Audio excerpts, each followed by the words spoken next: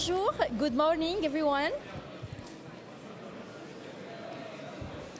May I ask you to take your seats, please? Good morning.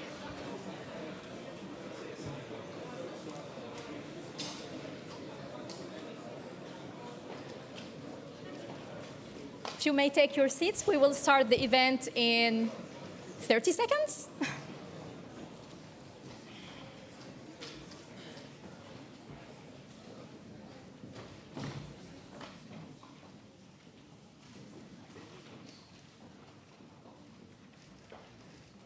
Thank you.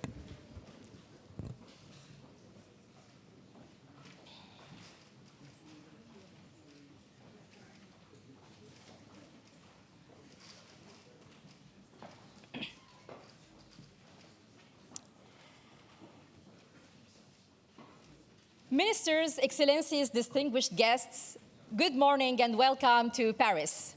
Bonjour et bienvenue to the fourth edition of Vision Golfe 2026. I'm Daleen Hassan, CEO and founder of Chair Global Communication Agency based in the UAE and Paris. It's an absolute honor to serve you as a master of ceremony for this landmark event. Mesdames et messieurs, bonjour. Je suis ravie de vous retrouver ici à Paris pour lancer ce 12 jours d'échange qui marque la 4e édition de cette forum de Vision Golfe et merci d'être assez nombreux. أود أن أرحب بجميع ضيوفنا الكرام القادمين من دول مجلس التعاون الخليجي إلى باريس، هذه المدينة التي لطالما احتضنت الحوارات الكبرى التي تلهم المستقبل وتصنع التغيير. What a journey it has been to put this edition together. Over the next 2 days, Vision Golfe will bring ministers, investors, CEOs, entrepreneurs, decision makers from across France and the Gulf to explore opportunities shaping the next chapter of our relationship. And the theme for this year is From Cooperation to Transformation. Because cooperation is no longer enough. And our ambition for these 2 days is to transform conversations into partnerships, ideas into projects, meetings into business.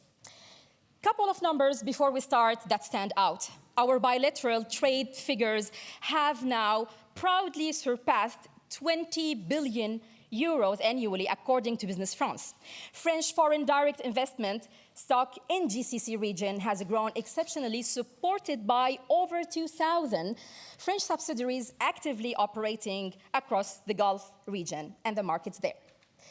To officially open this forum, please welcome our first speaker to the stage. He is representing the driving force behind French export growth and the international investment. Please join me to welcome Monsieur Louis Margueritte, the CEO of Business France.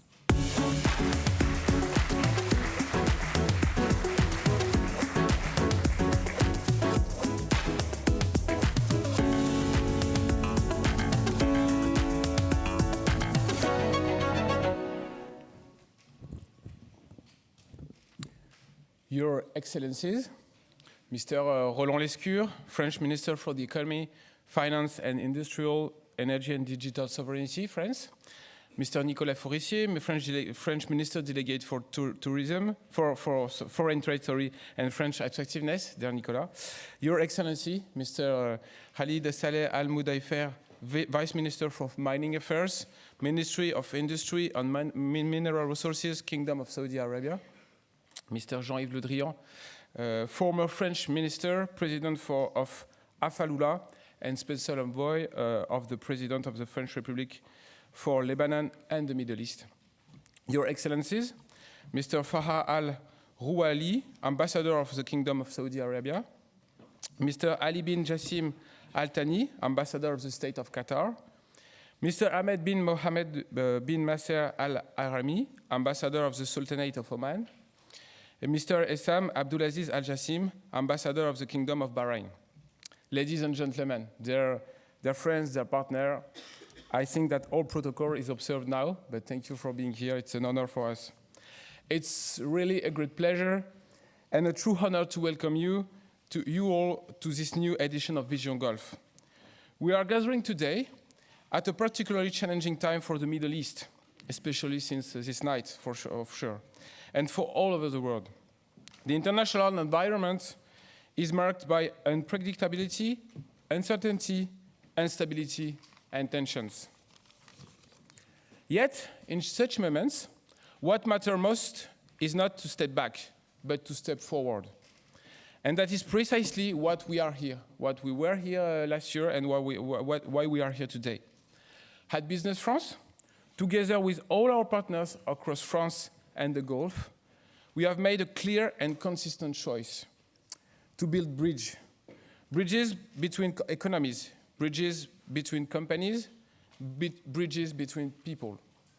Because history has shown us that trade, cooperation, and shared ambition are powerful drivers of stability, prosperity, and peace. Vision Golfe, is the embodiment of this conviction. It is our flagship platform to bring together France and the 6 countries of the Gulf Cooperation Council, partners with whom we share a long-standing, high-quality relationship. It's very important for us. This relationship built on mutual respect, cultural understanding, and strategic dialogue. Today, and maybe more than ever, I want to reaffirm a simple and strong message. France stands firmly alongside the countries of the Gulf. Our companies are here, you are here, our commitment is here, and our confidence in this region is here. Despite current tensions, we remain deeply convinced of the region's extraordinary potential. The Gulf continues to offer one of the most compelling environments for innovation, for investment, and for transformation, driven by ambitious national visions, economic diversification, and a strong appetite for partnerships like today. And we firmly believe in the future. We believe together in a region that will overcome the current crisis. We believe in a strong rebound once the tensions like to the Iranian crisis subside. And no longer a prospect, but the peace agreement between the United States and Iran signed this night, and very, very strong progress in the Versailles Chateau on behalf of the President Macron, has already given us renewed hope that dialogue can prevail over confrontation, and that the region can soon open a new chapter of stability, trust, and shared prosperity. We believe together in the resilience, dynamism, and a strategic vision for our Gulf partners. Vision Golfe is precisely, accurately, about turning that confidence into reality. Over the next 2 days, today and tomorrow, this event will once again serve a platform for concrete, for precise impact through high-level panels like today, operational discussions, and special dedicated B2B, business-to-business meetings designed to generate real business opportunities and lasting partnerships. It's exactly what we do in Business France. Because our ambition is clear: to move from vision to action, from dialogue to delivery, from cooperation to transformation, our motto for Vision Golfe this edition today. Let me also make this opportunity to warmly thank all those who have made this event possible. Our institutional partners, from the Team France Export and the Team France Invest, very important to be in the French team. Our public and private stakeholder, like today, and very especially our sponsors, whose support is absolutely, concretely essential.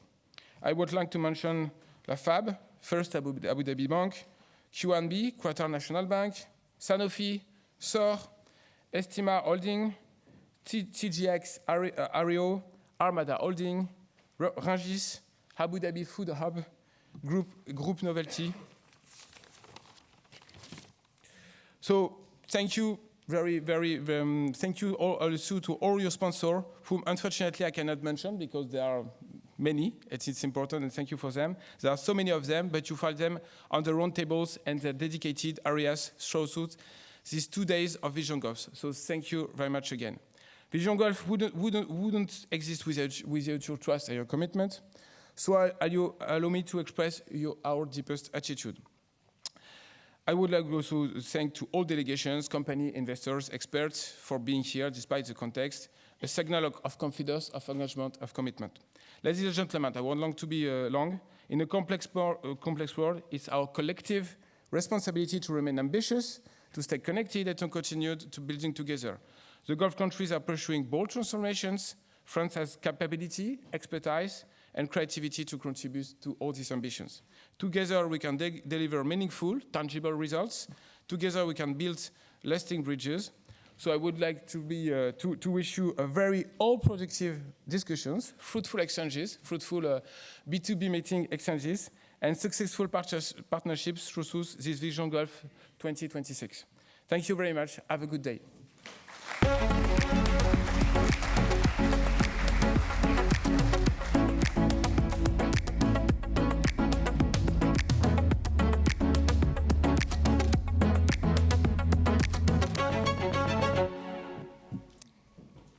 Thank you, Monsieur Margueritte. Our next distinguished speaker is at the heart of the economic transformation. And please join me to give a warm welcome to French Minister for Economy, Finance and Industrial Energy Digital Sovereignty, Monsieur Roland Lescure.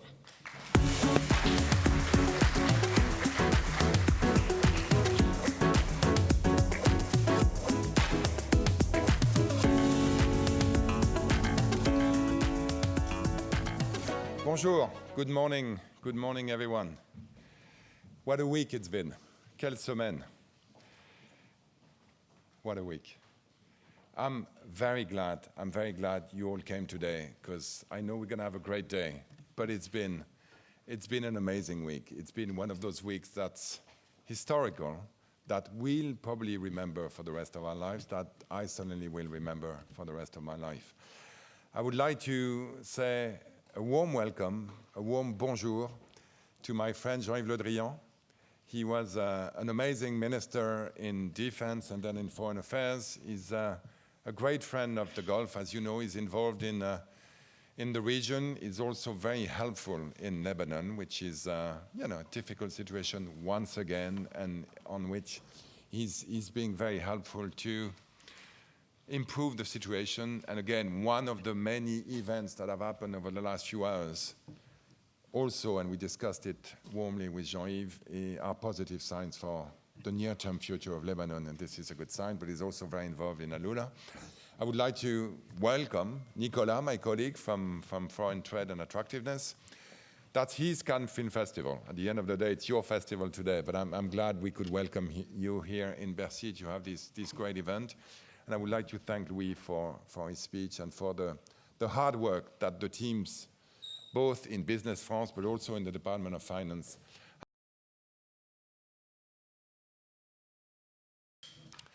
But first and foremost, and I'd say most importantly, I would like to welcome you all, dignitaries, ambassadors, excellencies, member of this great family that he's now meeting for the fourth time.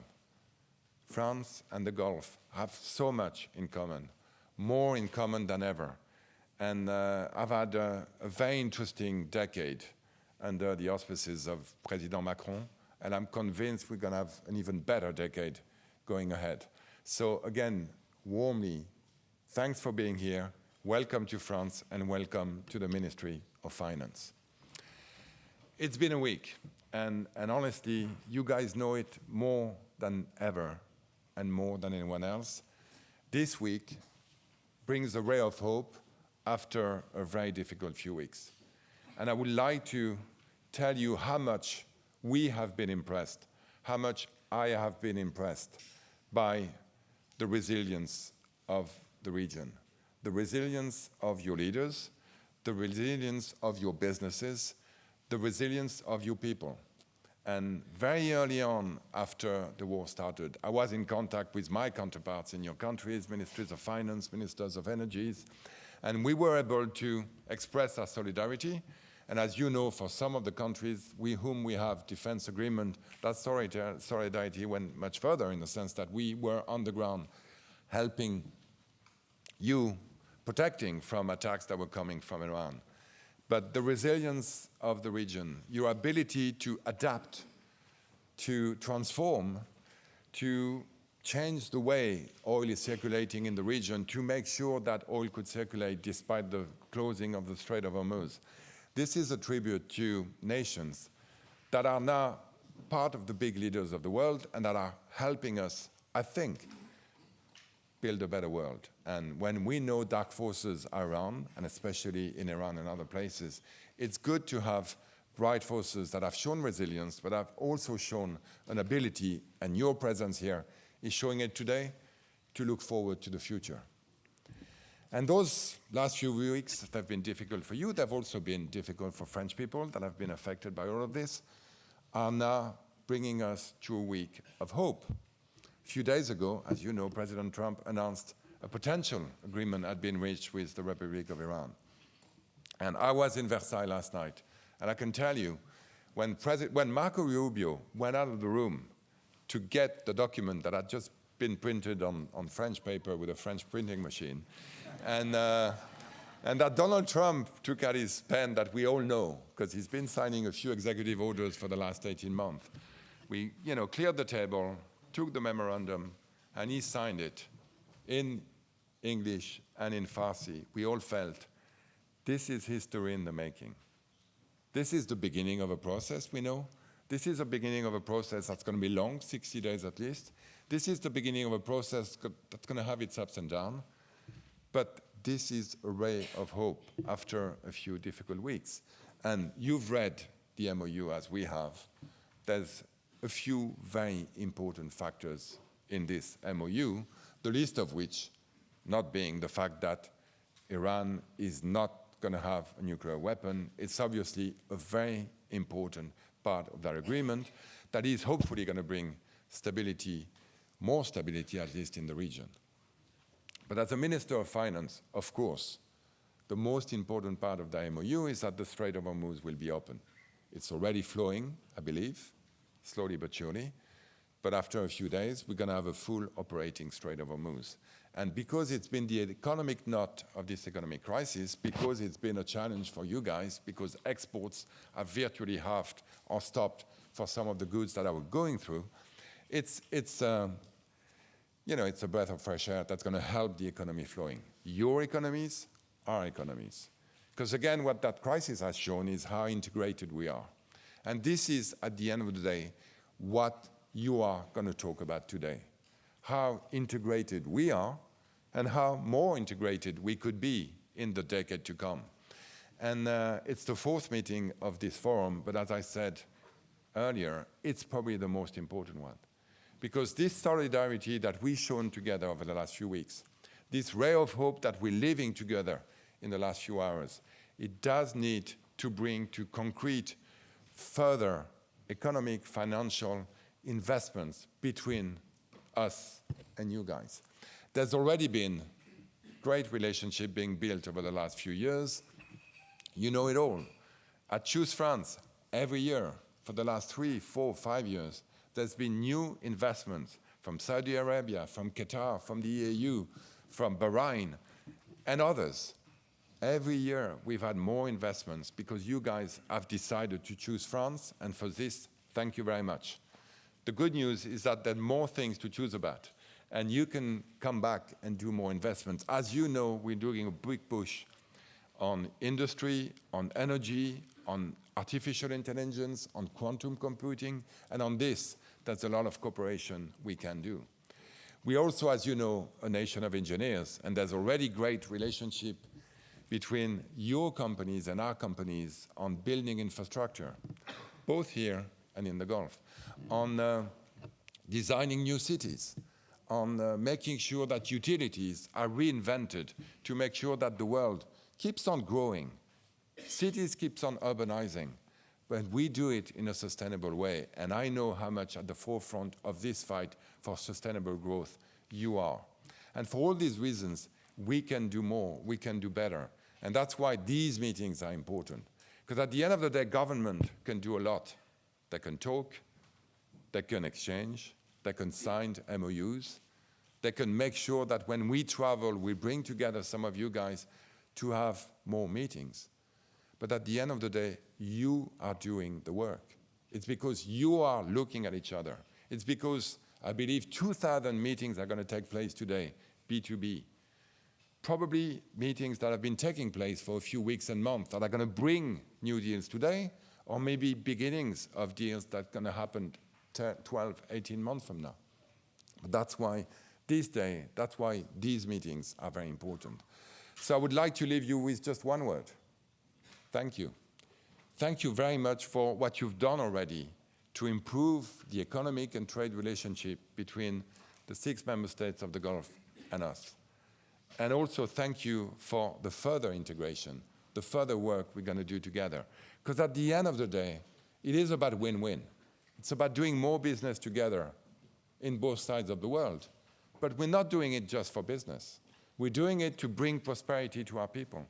We're doing it also because I am convinced, still, despite all the ups and downs of the last few weeks and months, that trade is good for peace, that the more we do business together, the more we're going to be able to exchange with each other, the more we're going to be able together to bring peace to the world and peace to that region that certainly needs it more than any other region.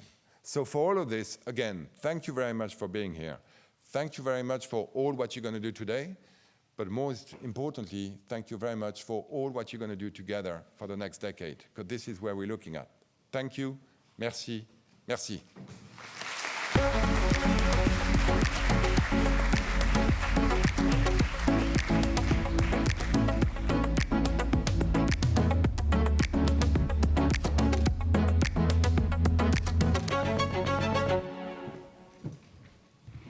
Merci beaucoup, Monsieur le Ministre, and I cannot agree more with the Minister.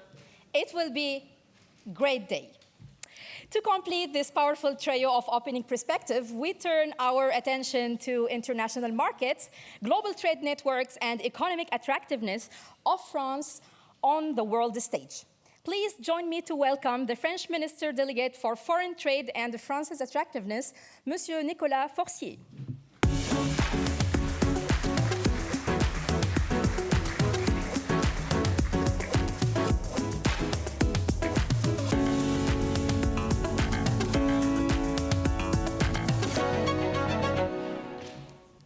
Thank you very much,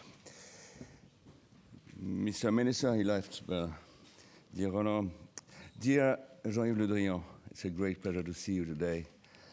Mr. Minister, Mr. and Miss Ambassadors, Your Excellencies, ladies and gentlemen, it's my turn to have a few words for introducing this Vision Golfe session. It's a very important one, and I'm very glad to be here. I know it will be a very important session, as said Roland, and I want especially to thank Louis Margueritte and the Business France teams that organized mainly this session of Vision Golfe, the 9th one. And I think they are doing a great job. I wanted to say that. Louis is trying to focus on the future of Business France as an institution which is very useful, and I want to thank him and his teams. Ladies and gentlemen, again this year, your strong attendance today reflects the interest generated by this event, particularly in a challenging regional context, which I hope is now moving towards greater stability, and Roland Lescure just told us about what was going on. It's bringing us, as he said, some fresh air. But we have to go on working together and building our partnerships. And this is, of course, the main reason of this meeting. Through this opening address, I would like just to highlight the importance of our growing trade relations, which have continued to strengthen year after year, as well as the many opportunities for cooperation between French stakeholders and their Gulf partners. I would also like to warmly thank Business France, as I said, but especially all of you for being present and having the willingness to participate and to build together. And you know that France is very much eager to build these partnerships and be in relations with all your countries and all your companies, and we are working on that. I would also like to tell you that with Team France and our embassy network, our teams play a crucial role in supporting French companies across a region undergoing profound economic transformation from the Gulf to the wider Middle East. In 2025 alone, Business France supported nearly 2,000 French companies in exploring opportunities in these markets. Their commitment is instrumental in deepening the economic ties that unite us. And we have to strengthen, as I said, these trade relations. Since taking up my position in October 25, I have traveled to the Kingdom of Saudi Arabia, to Kuwait, the Sultanate of Oman, but I also met leaders of all the countries of the region. And in turn, I can tell you, I want to go again to the Middle East, and I will try, it's a promise, but I mean, I will try to visit all of your countries during the next autumn, because I know, and I think it's my conviction, that we have many, many things to build together. So as well, in the difficult world we're living in, especially on the trade level, on the economic development issues, we are very much like-minded. We have many things to build together, but we have to do it more actively and with energy, and this is what I am trying to do. Since this moment, then, I made many trips and meetings, and these exchanges allowed me to witness the dynamism of our partnerships, as well as our shared commitment, as I said, to diversifying our economies and creating new opportunities together. And we have to diversify and we have to secure, and it's the best way to build the future, and especially the future of our countries, of course, but the future of the next generations, because it's for them that we are working, and trade relations, economic relations are a basis which is very important in this field. At the regional level, trade between France and the countries of the Gulf Cooperation Council reached close to 25 billion euros in 2025 after 21 billion the previous year. This reflects the strength of our economic relations and the significant potential for further cooperation. This cooperation is built on two essential pillars: innovation and the sharing of expertise in strategic sectors that strengthen the ties between our societies. And second, strategic investments that support job creation, economic diversification, and sustainable development across the region. And as said Roland, I know that this is very important for all of you. So these pillars, we have to build the future on them, and I will be, as much as possible, your partner at your service, as well governments, ambassadors, leaders, but also CEOs of companies and teams of companies. We have to go on. I would also say something which is very important, and it's my other side, the other side of the medal. You know, I am working with all of you to strengthen our foreign trade, our economic relations, the development of the French expertise in your countries, but I am also the one who is in charge of the attractiveness of the country. And as you know, this is a very important deal for us.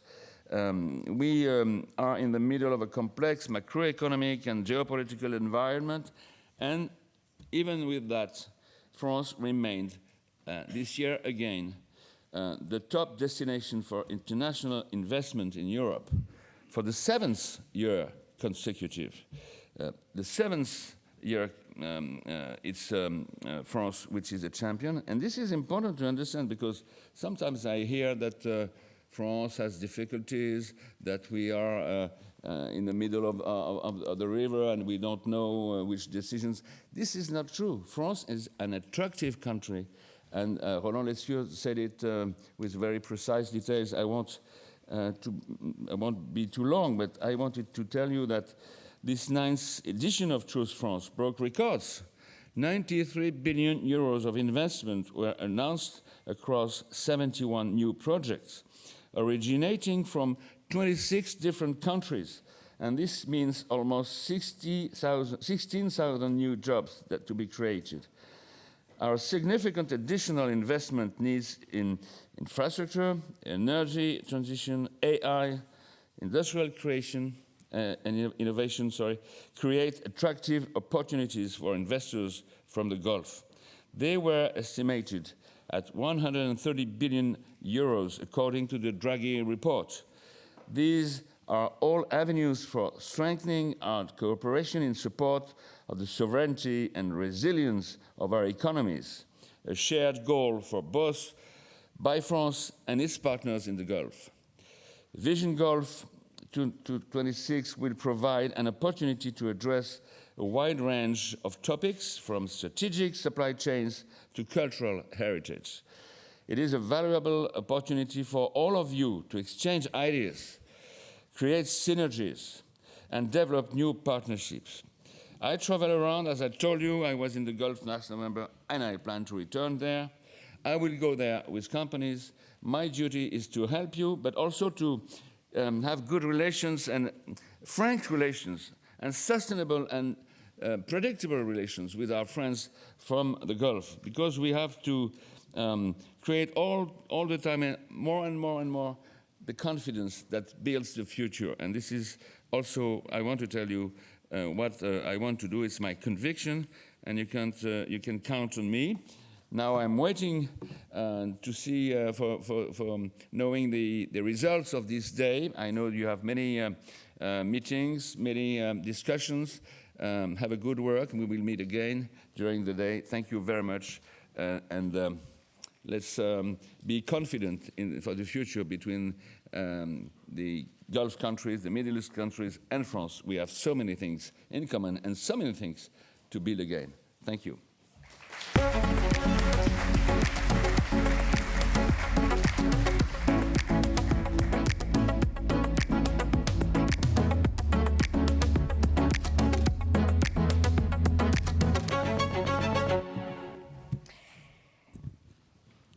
Thank you, Mr. Minister, for laying out such a powerful ambition foundation for Vision Golfe 2026.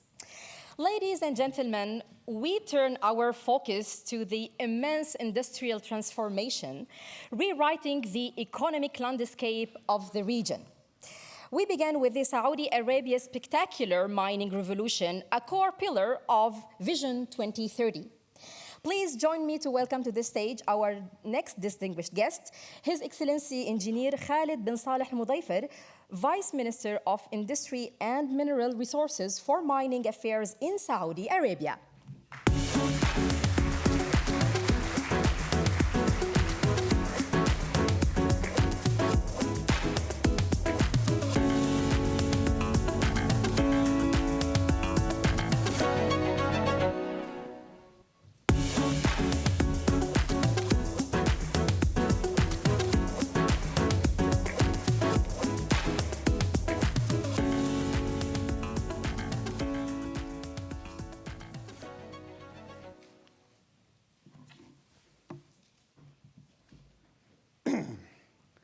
Your Excellencies, distinguished guests, ladies and gentlemen, Assalamu alaikum, bonjour, and good morning. It's a pleasure to join you today at the 4th Vision Golfe and to be here in Paris with among leaders from governments, industry, finance, and investment. Vision Golfe has become an important platform for strengthening economic ties between France and the GCC, fostering dialogue, building partnerships, and identifying new opportunities for collaboration across the sectors, shaping the future global economy. We gather at a time when the global economy is facing a new reality. Rapid technological change, evolving supply chains, and shifting economic priorities are placing greater emphasis on resilience, industrial competitiveness, and sustainable long-term growth. In this context, in which Saudi Arabia Vision 2030 is unfolding, more than an economic reform agenda, Vision 2030 is a comprehensive national transformation strategy that's reshaping the kingdom's economy, society, and global engagements.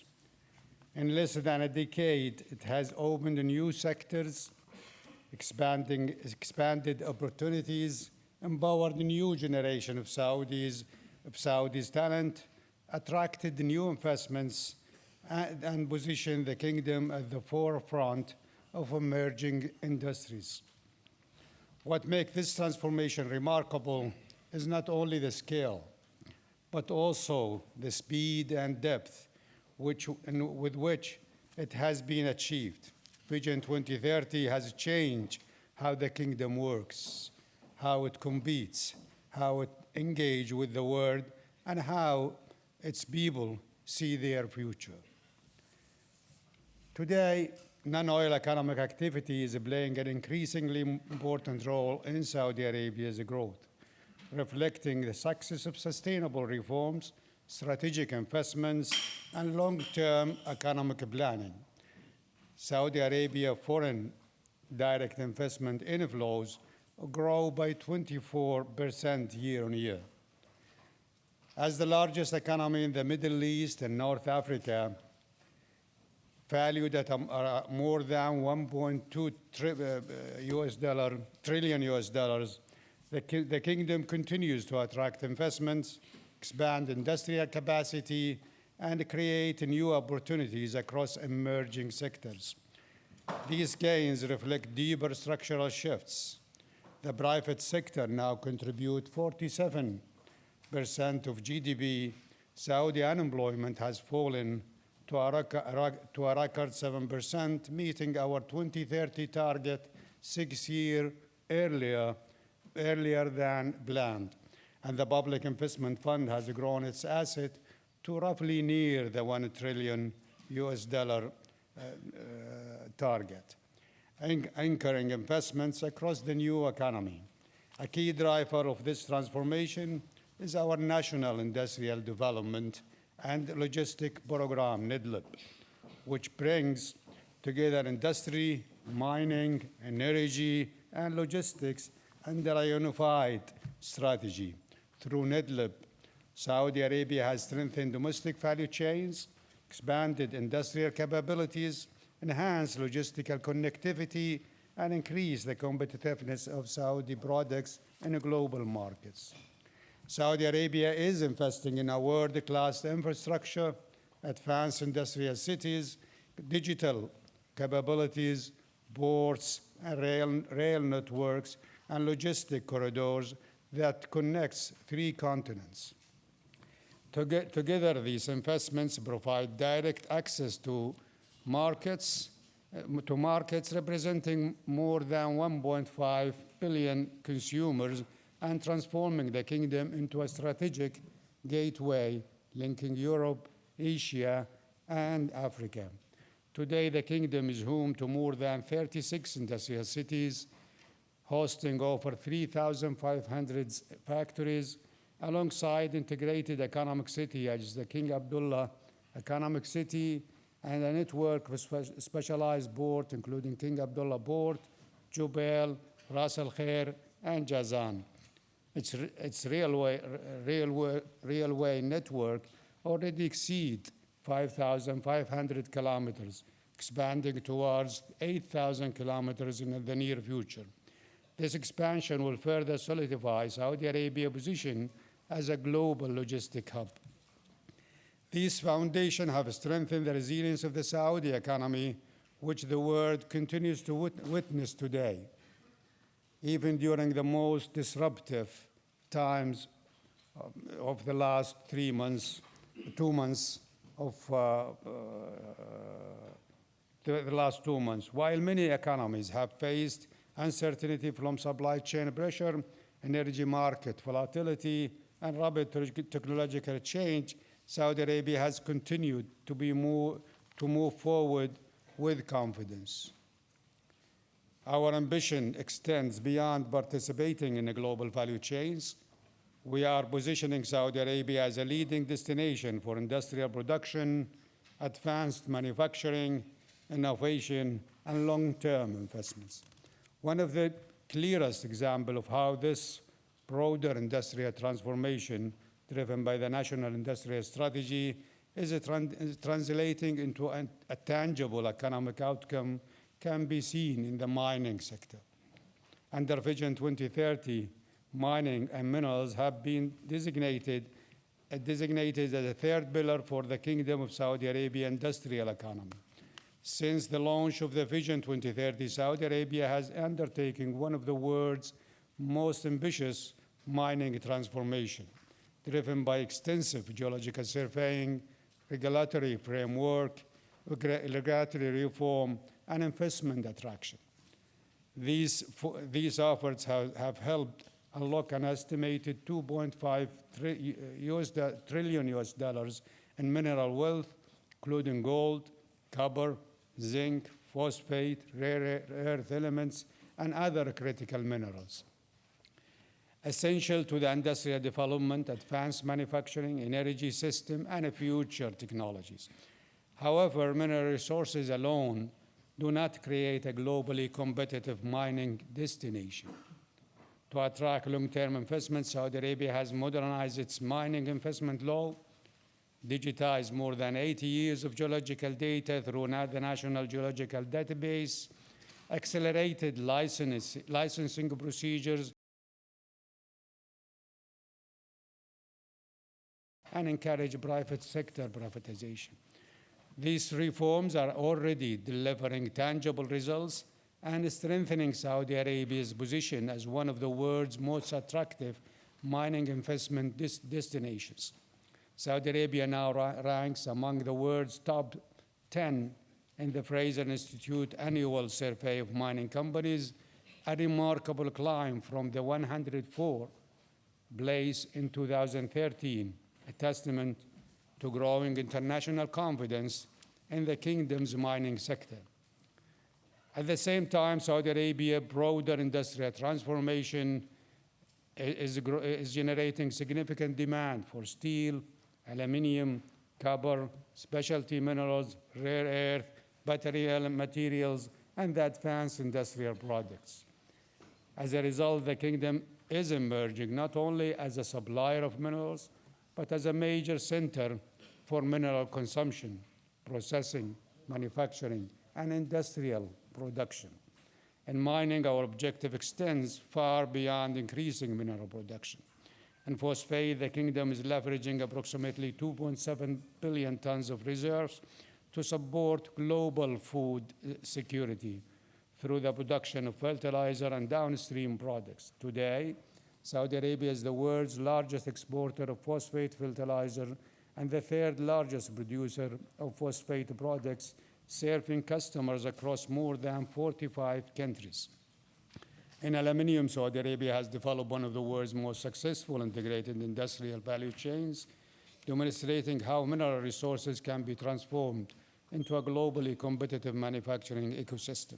The kingdom is also strengthening its position in titanium, building on partnership with global manufacturers such as Airbus to support strategic industries, including aviation, defense, and renewable energy, while advancing higher value industrial capability across the mineral value chain. These successes demonstrate how policy, investments, and long-term planning can create globally competitive industries and sustainable economic value. What remains central to our progress and success is the investment we are making in our people. Saudi Arabia continues to prioritize education, skill development, technical training, and entrepreneurship to prepare a future generation for the industries of tomorrow. This commitment is reflected in institutions such as King Fahd University of Petroleum and Minerals, which continues to develop world-class engineering and industrial talents, and the School of Mines, established in partnership with King Abdulaziz University to help build the next generation of mining minerals professionals. Equally important is collaboration. In an interconnected world, resilient supply chains, technological progress, and sustainable growth depends on strong international partnership and shared ambition. For our partners in France and across Europe, the opportunities have never been greater. Saudi Arabia industrial transformation is opening new avenues for collaboration across advanced manufacturing, industrial technologies, logistics, engineering, automation, digital solutions, sustainability, critical minerals, financing, and downstream industries. This momentum is supported by the strategic partnership agreement signed by the leadership of Saudi Arabia and France in December 2024, which established a framework for deeper cooperation across the key sectors, including industry, energy, technology, innovation, infrastructure, mining, and investment. Through the Strategic Partnership Council, both countries are creating new pathways for private sector engagement, long-term investment, and sustainable economic growth. French companies have long set global benchmark in innovation, engineering, and industrial developments. As the kingdom builds a new value chain and expands its industrial capability, we see tremendous potential in combining these strengths to create shared value, drive innovation, and support long-term economic growth. The strength of the Saudi-French relationship lies in institutional partnership, technical collaboration, and long-term engagement mechanism that continues to advance cooperation across strategic sectors, creating a strong foundation for future growth and investments. Our ambition is to build integrated industrial ecosystems that enable international partners to invest, innovate, manufacture, and grow within a dynamic, globally competitive economy. This commitment to international cooperation is demonstrated through initiatives such as the Future Mineral Forum, which has now become the leading international forum for dialogue and cooperation across the minerals ecosystem. Its fifth edition this January drew more than 21,000 participants and leaders from 100 governments. We welcome collaboration with the stakeholders from France, Europe, and around the world who share ambition to build competitive industries, resilient value chains, and sustainable long-term growth. We also invite you to engage with the Kingdom through a range of global platforms that have become a catalyst for dialogue, investment, innovation, and business development, including the World Defense Show, which took place in February this year, and the Future Investment Initiative, the FII, and LEAP, all taking place later this year in Saudi Arabia. We also look forward to welcoming you at the 6th Future Mineral Forum in Riyadh from 12 to 14 January. Let us all work together to unlock new opportunities, strengthen competitiveness, and build a more resilient and prosperous future for France and the GCC. Thank you, and thank you.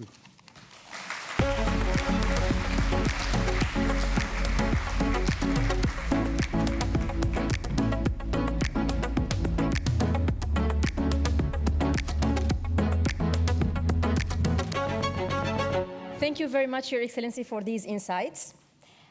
And now, when it comes to a profound diplomatic and strategic lens on the region, backed with decades of unmatched geopolitical weight and influence, honestly speaking, who's better to guide us on this than the former French minister, president of Afalola, and special envoy for the French president for Lebanon and the Middle East, Monsieur Jean-Yves Le Drian.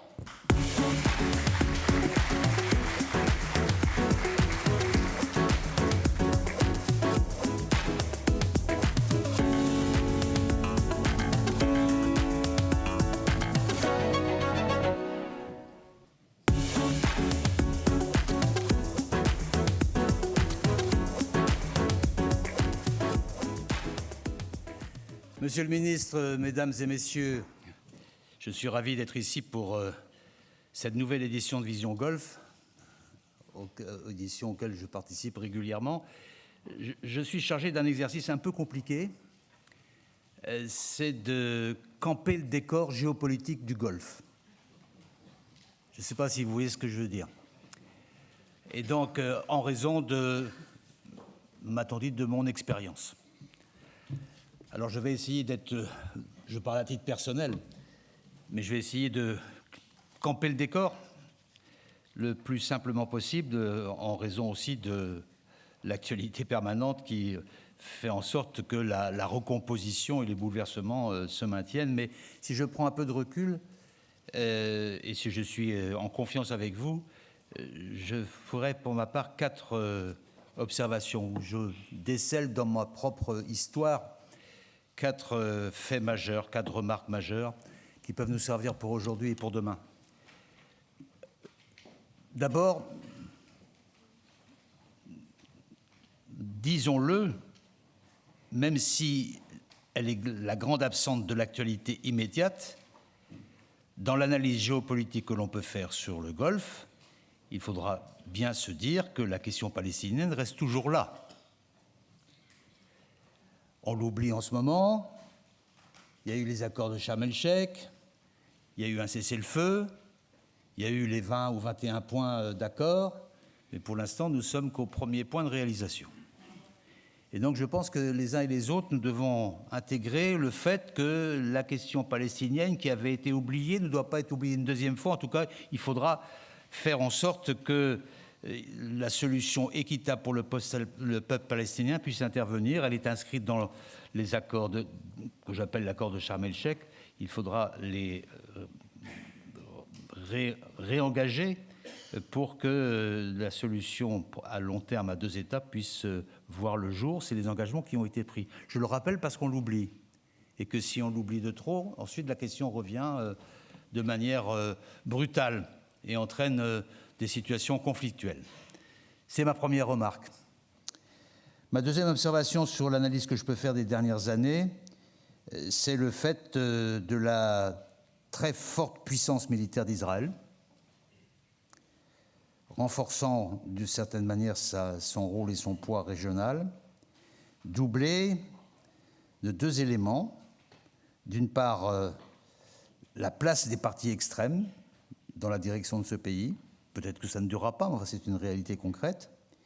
Et deuxième élément, le fait que pour la première fois, il y a eu un engagement direct entre des États-Unis et d'Israël sur une opération militaire en direction de l'Iran. Ce n'était jamais intervenu, ce n'était jamais arrivé, mais, et c'est là que nous nous retrouvons dans l'actualité, l'intervention militaire directe des États-Unis a débouché sur des effets, sinon inverses, du moins loin de ce qui était attendu. Et aujourd'hui, pour Israël, la question de la révision stratégique est posée.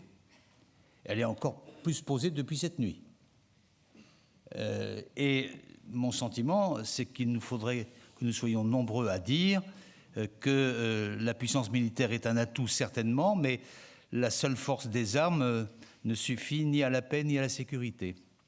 Et que finalement, le slogan « la paix par la force », ça ne marche pas.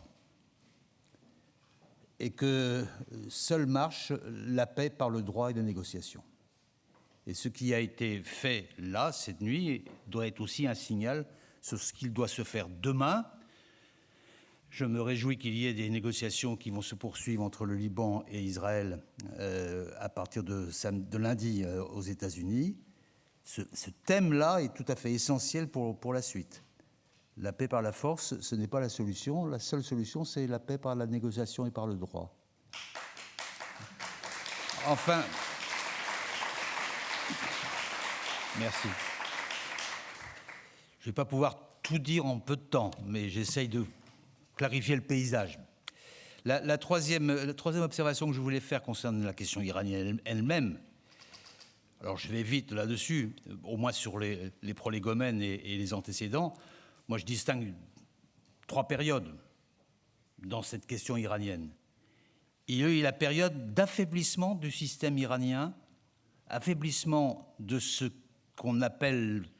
qu'ils appellent l'axe de la résistance au cours des années 2024-2025, à la fois par le changement de l'effondrement du régime d'Assad, à la fois aussi par les coups très sévères portés au Hezbollah, principal proxy de l'Iran dans la région, au Liban, et puis aussi par l'opération Marteau de minuit, la guerre des 12 jours, qui a porté un rude coup au programme nucléaire iranien. Et à ce moment-là, c'était la première fois que directement les armées israéliennes et américaines intervenaient ensemble. Oui, il y a eu un affaiblissement. Première phase. La deuxième phase, c'est la résilience. Parce que la puissance militaire des deux alliés a certainement amoindri la capacité militaire pure de l'Iran, mais n'a pas empêché le régime de faire preuve de résilience, même par l'oppression, et de déployer une stratégie de riposte longuement mûrie. Ce qui fait que la prise de gage sur Hormuz a dû amener à un changement d'orientation de la stratégie militaire américaine, passant des frappes redoublées à un étouffement par blocus naval, qui ont fait que le conflit est resté dans une zone entre deux qui s'est prolongée jusqu'à cette nuit. Avec deux interrogations sur cette actualité-là, le fait qu'il peut y avoir des interrogations sur les alliés des Américains dans le Golfe, parce que ces alliés, vous-même, vous avez été fortement éprouvés par cette crise, avec des bombardements majeurs, singulièrement aux Émirats arabes unis, et que donc, du coup, il peut y avoir une interrogation sur la sécurité, la couverture sécuritaire des États-Unis sur l'ensemble du Golfe et sur les doutes. Il peut y avoir des doutes sur la capacité d'intervention et de réaction américaine de protection. Et puis, par ailleurs, le fait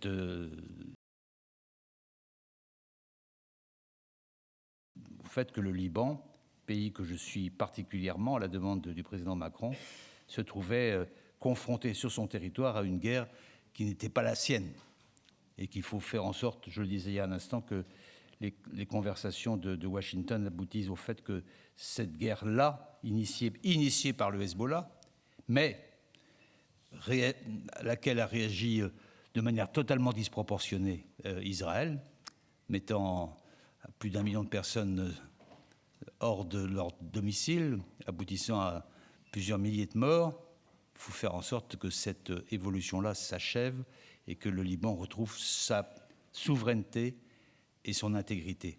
Et d'ailleurs, je le dis ici pour avoir lu, là, tout à l'heure, le texte définitif, je crois, des accords entre les États-Unis et l'Iran, la référence dans le premier chapitre au fait qu'il faut respecter l'intégrité et la souveraineté du Liban me paraît une avancée tout à fait considérable. Et puis ça m'amène à la troisième observation sur la situation depuis cette nuit. L'accord est une très bonne chose, pour trois raisons. D'abord parce que les hostilités s'arrêtent, donc les conséquences de la guerre dramatique et les souffrances ne sont plus là, ne sont plus au rendez-vous, en souhaitant que ça s'applique aussi évidemment au Liban. Ensuite, parce que la négociation enfin commence, parce que là aussi, la paix par la force, ça ne marche pas. On a bien vu, c'est une démonstration du fait que la paix par la force, ça ne marche pas, puisqu'on va maintenant rentrer dans la négociation sur les sujets qui étaient initialement les buts de guerre. On arrête la guerre. Là, on est très content. C'est un avancée considérable. Le président Trump a joué son rôle. Le G7 aussi, hier aussi. On arrête la guerre sur un sujet qui n'était pas le sujet sur lequel on était entré en guerre. On arrête la guerre sur Hormuz alors qu'on était entré en guerre sur le nucléaire. Et la question du nucléaire reste intacte. Bon, maintenant, ça se règle par la négociation. Et la négociation, elle suppose de l'attention sur tous les sujets, pas que sur le nucléaire. Puisque je vous rappelle qu'on est entré en guerre sur le nucléaire, sur le balistique, sur les milices proxy et sur le changement de régime. Donc, il nous faut intégrer l'ensemble de ces éléments dans la négociation qui va s'ouvrir. Je souhaite que cette négociation soit rapide. 60 jours, c'est pas beaucoup. Dans une vie antérieure, puisqu'on m'a demandé de faire référence à cette période. J'ai pu discuter dans le cadre des accords du JCPOA de 2015, mais pour aboutir aux accords de 2015, il a fallu 2 ans. Je souhaite que les 60 jours soient efficaces pour régler tout cela. Mais nous sommes rentrés dans une logique de négociation, et c'est ça qui est tout à fait essentiel dans la situation que nous vivons aujourd'hui, et ce que je voulais mettre en valeur, en sachant aussi que la négociation peut se poursuivre puisque les 60 jours peuvent être prolongés. Et puis le troisième point essentiel, évidemment, de cette paix arrivée cette nuit, c'est le fait que la vie économique va pouvoir reprendre et que les risques majeurs de cette crise mondiale sont maintenant un peu derrière nous, même si, je vais le dire dans un instant, ça sera un peu long. Ma 4e remarque, je vais un peu vite, hein, mais je n'ai pas beaucoup de temps. Ma 4e remarque vous concerne directement, pays du Golfe.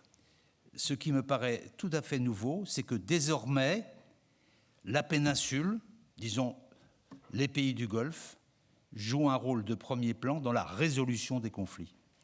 Et ça, c'est une vraie nouveauté que l'on constate ici, là, dans cette évolution récente et dans ces engagements récents.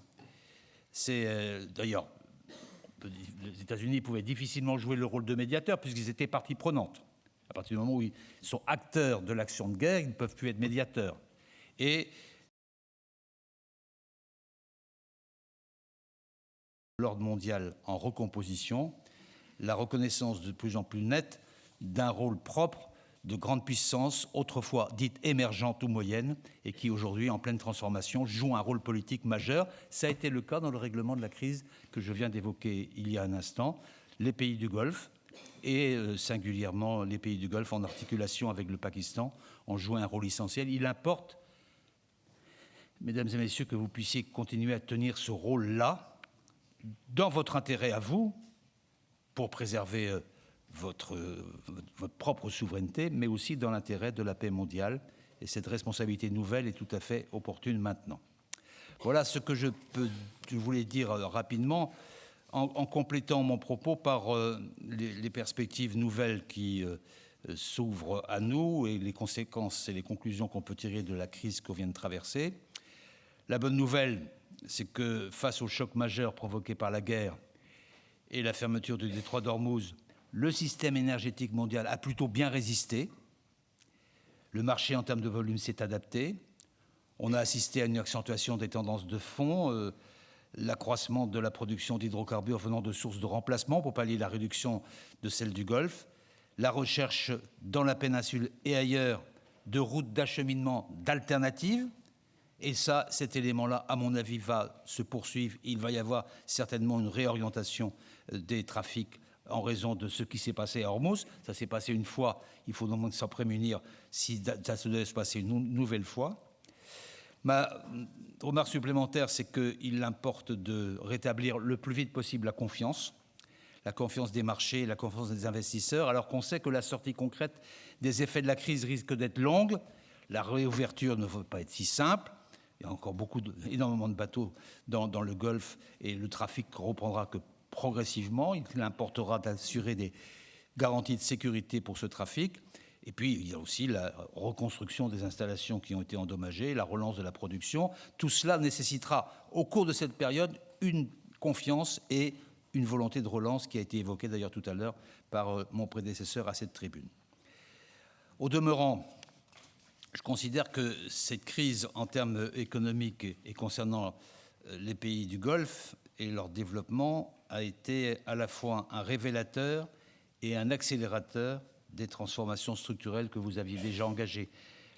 Je trouve que cette crise conforte les choix fondamentaux faits par les pays du Golfe au cours des dernières années. D'abord, les choix faits en faveur d'une transition énergétique ordonnée, ça avait été formulé lors de la COP de Dubaï en 2023. Ensuite, les actions et les choix faits en faveur des transformations socio-économiques, chacun avec sa propre méthode, puisqu'on évoquait Vision 2030 tout à l'heure, par exemple pour l'Arabie saoudite. L'engagement sur des investissements de pointe, l'engagement sur l'innovation pour vous placer au meilleur niveau de compétitivité internationale. Et puis, en matière géopolitique le fait que vous soyez résolument fondé sur le multi-alignement, proscrivant toute inféodation à tel ou tel dessein ou volonté impériale étrangère, comme il en fleurit beaucoup au début de ce XXIe siècle. Et ce que je voulais vous dire, c'est que dans cette voie, vous pouvez compter sur la France, car ces choix stratégiques-là sont aussi ceux de la France. Cela explique d'ailleurs que nous soyons liés avec plusieurs États par des accords de défense ou de coopération que nous avons à cœur d'honorer. Et pour ma part, ma confiance est totale dans la trajectoire ascendante que vous produisez et dans la dynamique qui a été lancée, qui ne s'arrêtera pas avec la crise que nous avons vécue et qui, j'espère, demain permettra, avec la relance, un positionnement géographique, un positionnement politique, des capacités financières, humaines et industrielles encore supérieures à celles que vous connaissez aujourd'hui. Et pour cela, la France veut être un partenaire privilégié. Je vous remercie de votre attention.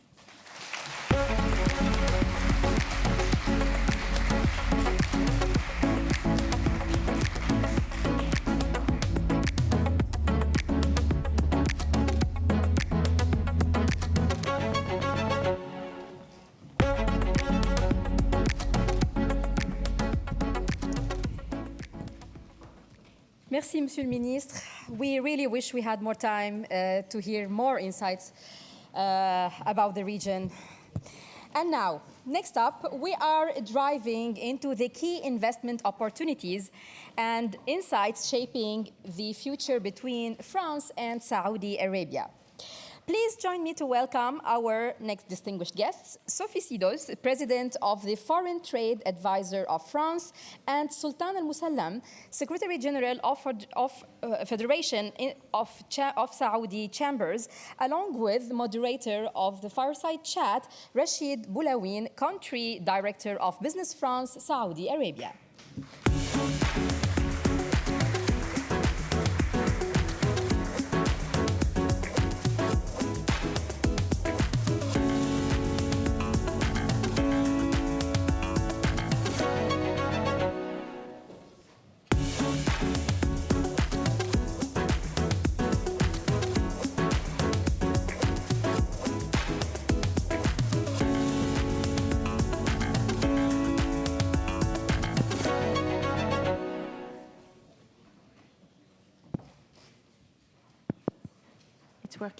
Working. Assalamu alaikum to everyone. Good morning. Bonjour à tous. It's a great pleasure to have you with us in a very wonderful journey dedicated to the business side. I'm very pleased and very honored to have this Fire Chat.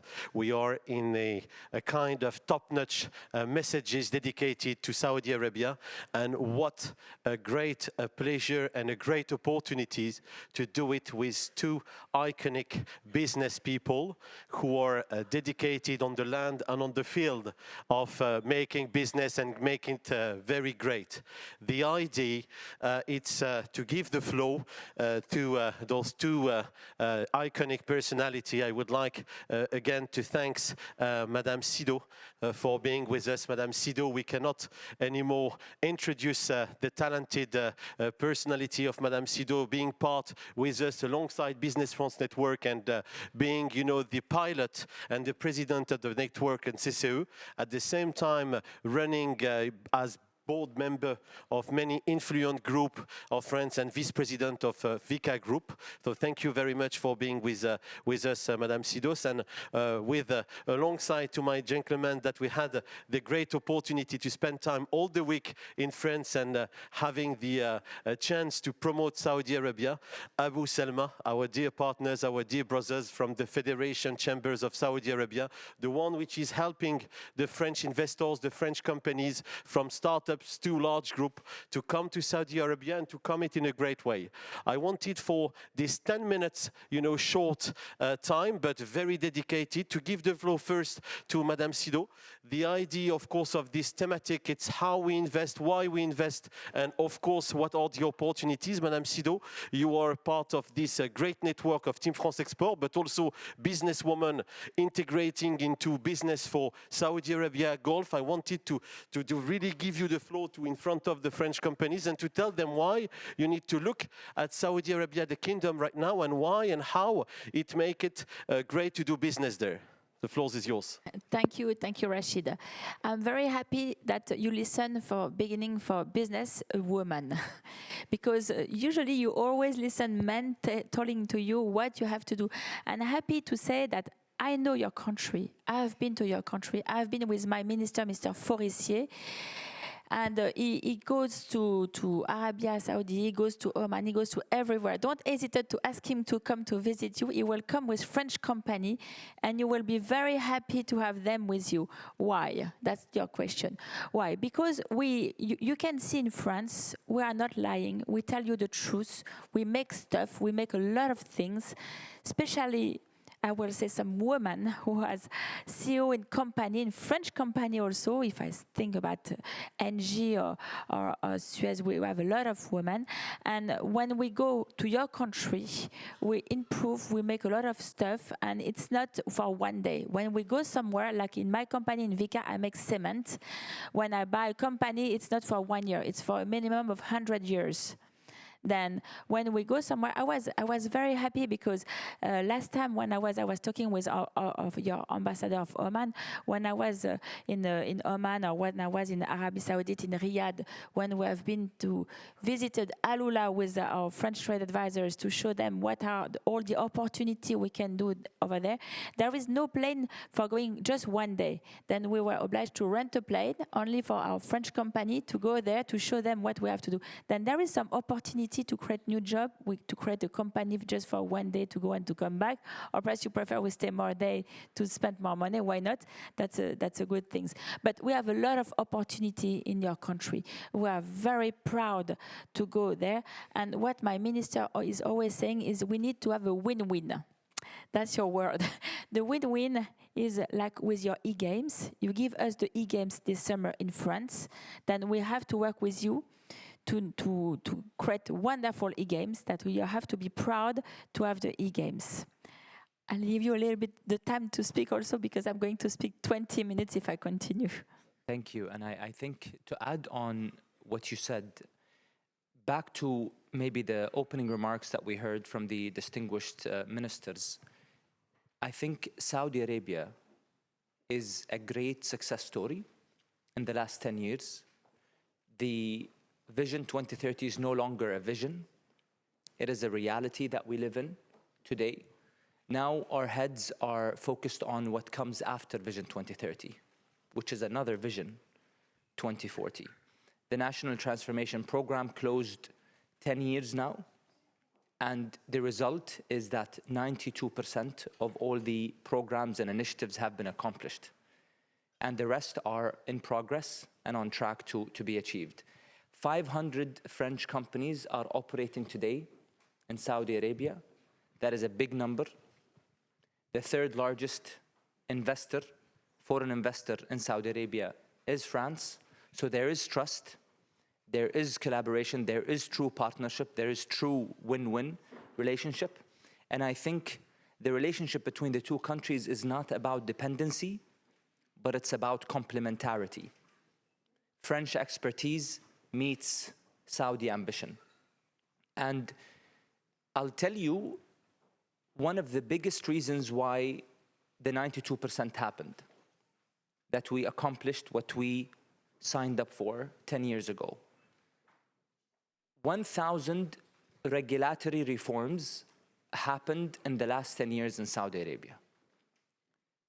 And I challenge anyone in this room to point me to a country in this world that achieved such a magnificent amount of reforms. The pace is unprecedented. It is unseen. Are we there yet? No, we're not. Are we on track? Yes, we are. And I believe that we are humble enough to know that there is so much room for improvement, there is so much room for growth, and we are willing to listen. And in the Federation of Saudi Chambers, we've launched a new strategy, and it is built upon exports and FDI. And the growth with French counterparts in the last 5 years has been great, and we want to keep that momentum going. We want more of you to come. We want to listen to your needs. We want the barriers to go down. And we will welcome you with open arms and open doors as true partners and not just a hit and run. Because Saudi Arabia is the largest market in the region, by far. It is one of the most and fastest growing economies globally as well. And we are more than happy to partner with anyone in this room and outside that room. Very great, Abu Salma. We are with Dr. Mohammed bin Laden, that you know very well, working closely on bringing the French Corps and to making the great impact for the Vision 2030. If you have 3 messages that you will share to the audience for French Corps who are hesitating, who are, in a mood of prospecting, but not as it should be, what will be your messages? Because you see, 10 years of Vision 2013 has been done. It's a great move, even you saying that you are still on track. But what will be the place and what will be the trick that you will share to the French Corps who are looking at the media, who are listening to what is happening in the Gulf, but especially in the Kingdom of Saudi Arabia? I think the first point is the demographic dividend of Saudi Arabia. You talk about 70% of the nation is under the age of 35, and that is one of the lowest, average ages globally. That means that we have a bright future ahead of us. The second is stability of direction and leadership. We are very stable. We know where we're heading, and we move as one entity. There is no instability when it comes to political direction and economic direction. The third, the government is now giving the baton and giving the steering wheel to the private sector. The third phase of Vision 2030 is being led by the private sector, starting this year. And the Federation sits at the heart of that phase, and we are working closely with all the government entities to make sure that the regulatory environment in Saudi is private sector friendly. And that is our basically 3 messages that we want to send to whoever is in this room. And I invite everyone who's not in France, who's not in Saudi today, to go to another French company who's in Saudi and ask them. Don't listen to us when it comes to Saudi. Listen to your colleagues in France who are currently working in Saudi.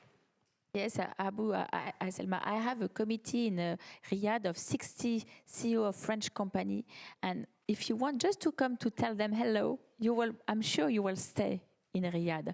That will be my message. Just go and you will see, you will be not disappointed. You will have very nice evening, very nice restaurant, very nice entertainment, and you will have a lot of job. And I was thinking of 2 things. I was in Qatar 2022 for the World Cup. It was fantastic. But now the only thing I'm waiting is your World Exposition in 2030 and also the Football World Cup. That is going to be the biggest events all over the world we will never have. And we know with the sports, it's not only sports. You have a lot of events all around sports. We have the Olympics Games in France last year, and believe me, it was incredible time. That now I cannot wait not to be in your country to see this event. But for having these events, you need a lot of company making these events, a lot of different French company helping you for having the best event all over the world. And we are just waiting to go to work with you, to work hand by hand, win to win, like my ministers say always, because I'm sure you will be very satisfied and very happy to be in the side. I totally agree with you. And if you allow me, Rashid, by the way, she's calling me Abu Salma because I told Rashid that the biggest honor of mine is to be called the father of Salma. Salma's my daughter. Don't call me titles. And I wanted to, basically, this is probably the busiest week France has ever witnessed. And France is very well known for MICE, events and exhibitions and meetings, and you're absolutely on point. Saudi Arabia is moving in towards that direction. We have a lot of events going on. We have a lot of events scheduled in the upcoming decade, and definitely French companies are at the forefront of such collaboration. 2 statistics that I wanted to share really before coming on stage. I was so startled and surprised by the fact that 47% of companies in Saudi Arabia are owned by women. And this is what our data shows in the Federation, which means 1 in every 2 companies has a Saudi woman leading. And 7 out of 10 graduates in universities in Saudi are women. So we are witnessing in the next decade women leadership in Saudi Arabia coming into the Vision 2040 and beyond, inshallah. That's completely true, and next time I will come with my daughter Eleanor because she speaks fluently Arab, not me, because she has worked in your country during 1 year. She has to do a business France in Saudi Arabia, yes, because they really love business France and they want to have exactly the same company over there. And she was very happy. She has done a very good mission, and she invited me. Then I visited her, and I can say how she was happy and how she wants to return. That's for me the best thing is when your daughter, when you go there and are happy, make some money, because you have to make money, and they are respectful for the other one, and that's what I can say to everyone. Go there, visit the country, you will have good business, you will earn a lot of money, and then that's what we want, to work together. Whenever you're confused, just come to the Federation. We are here to help, we're here to support, and we'll make sure that the CAFS, which is the Council of Saudi and French Businesses, is here to help. It is the door to be knocked, and it is the open door that will get you to Saudi Arabia, inshallah.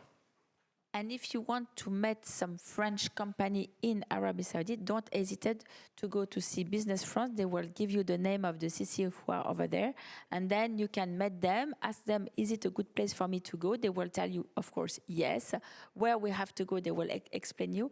And with the chamber, we have to work together. That's exactly like that the things go ahead better.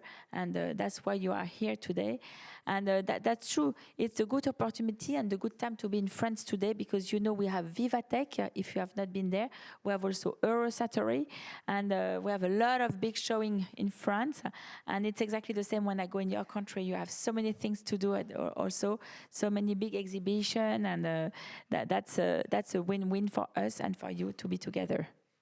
Thank you very much, Sophie. Thank you, Abu Salma, for those great topic. This is 10 seconds, reminding. I wanted to again remind that His Excellency Nicolas Forissier, last November, we were with more than 100 companies exposing, on the Expo Target and World Cup. This is, a first step that we are engaging under the patronage of His Excellency as well, the Ambassador. In the room, we have His Excellency Mohammed Nehad from Jeddah, which is also pushing forward. Mecca, Medina, Jeddah is booming, and it's coming up as a new destination as well for smart cities and development on the infrastructures. That will be a great forum that will happen end of the year, beginning of next year, 2027. This is the last message that I wanted to dedicate and to share, and to thanks again. Big applause for our iconic people and for the sharing.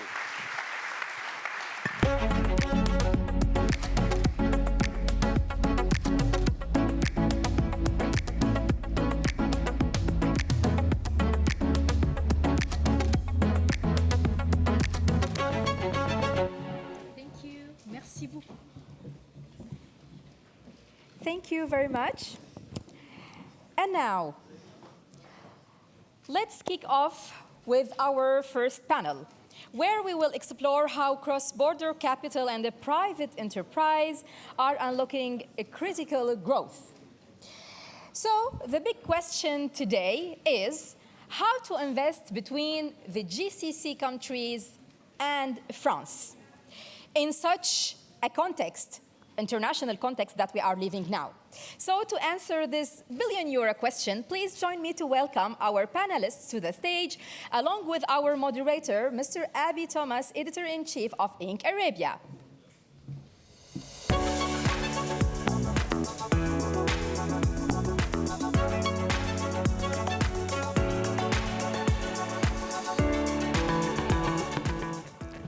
Can I please ask my panelists to please come up on stage, and we'll get started on the discussion.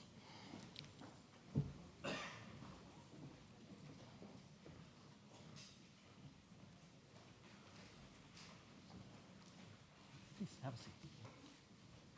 Have a seat.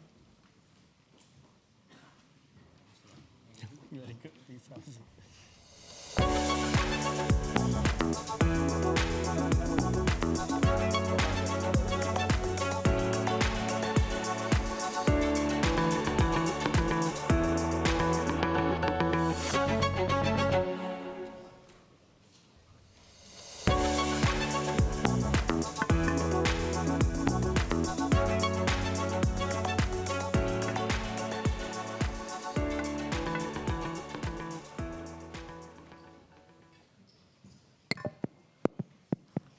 Hello, and good morning, everyone.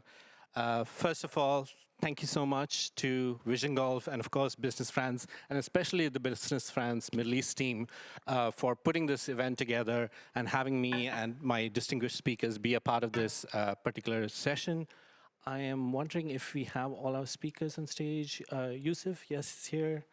We just... Okay, cool, sounds good. Yeah, I think we are missing Basil. I think we're missing Basil. Yeah, I will.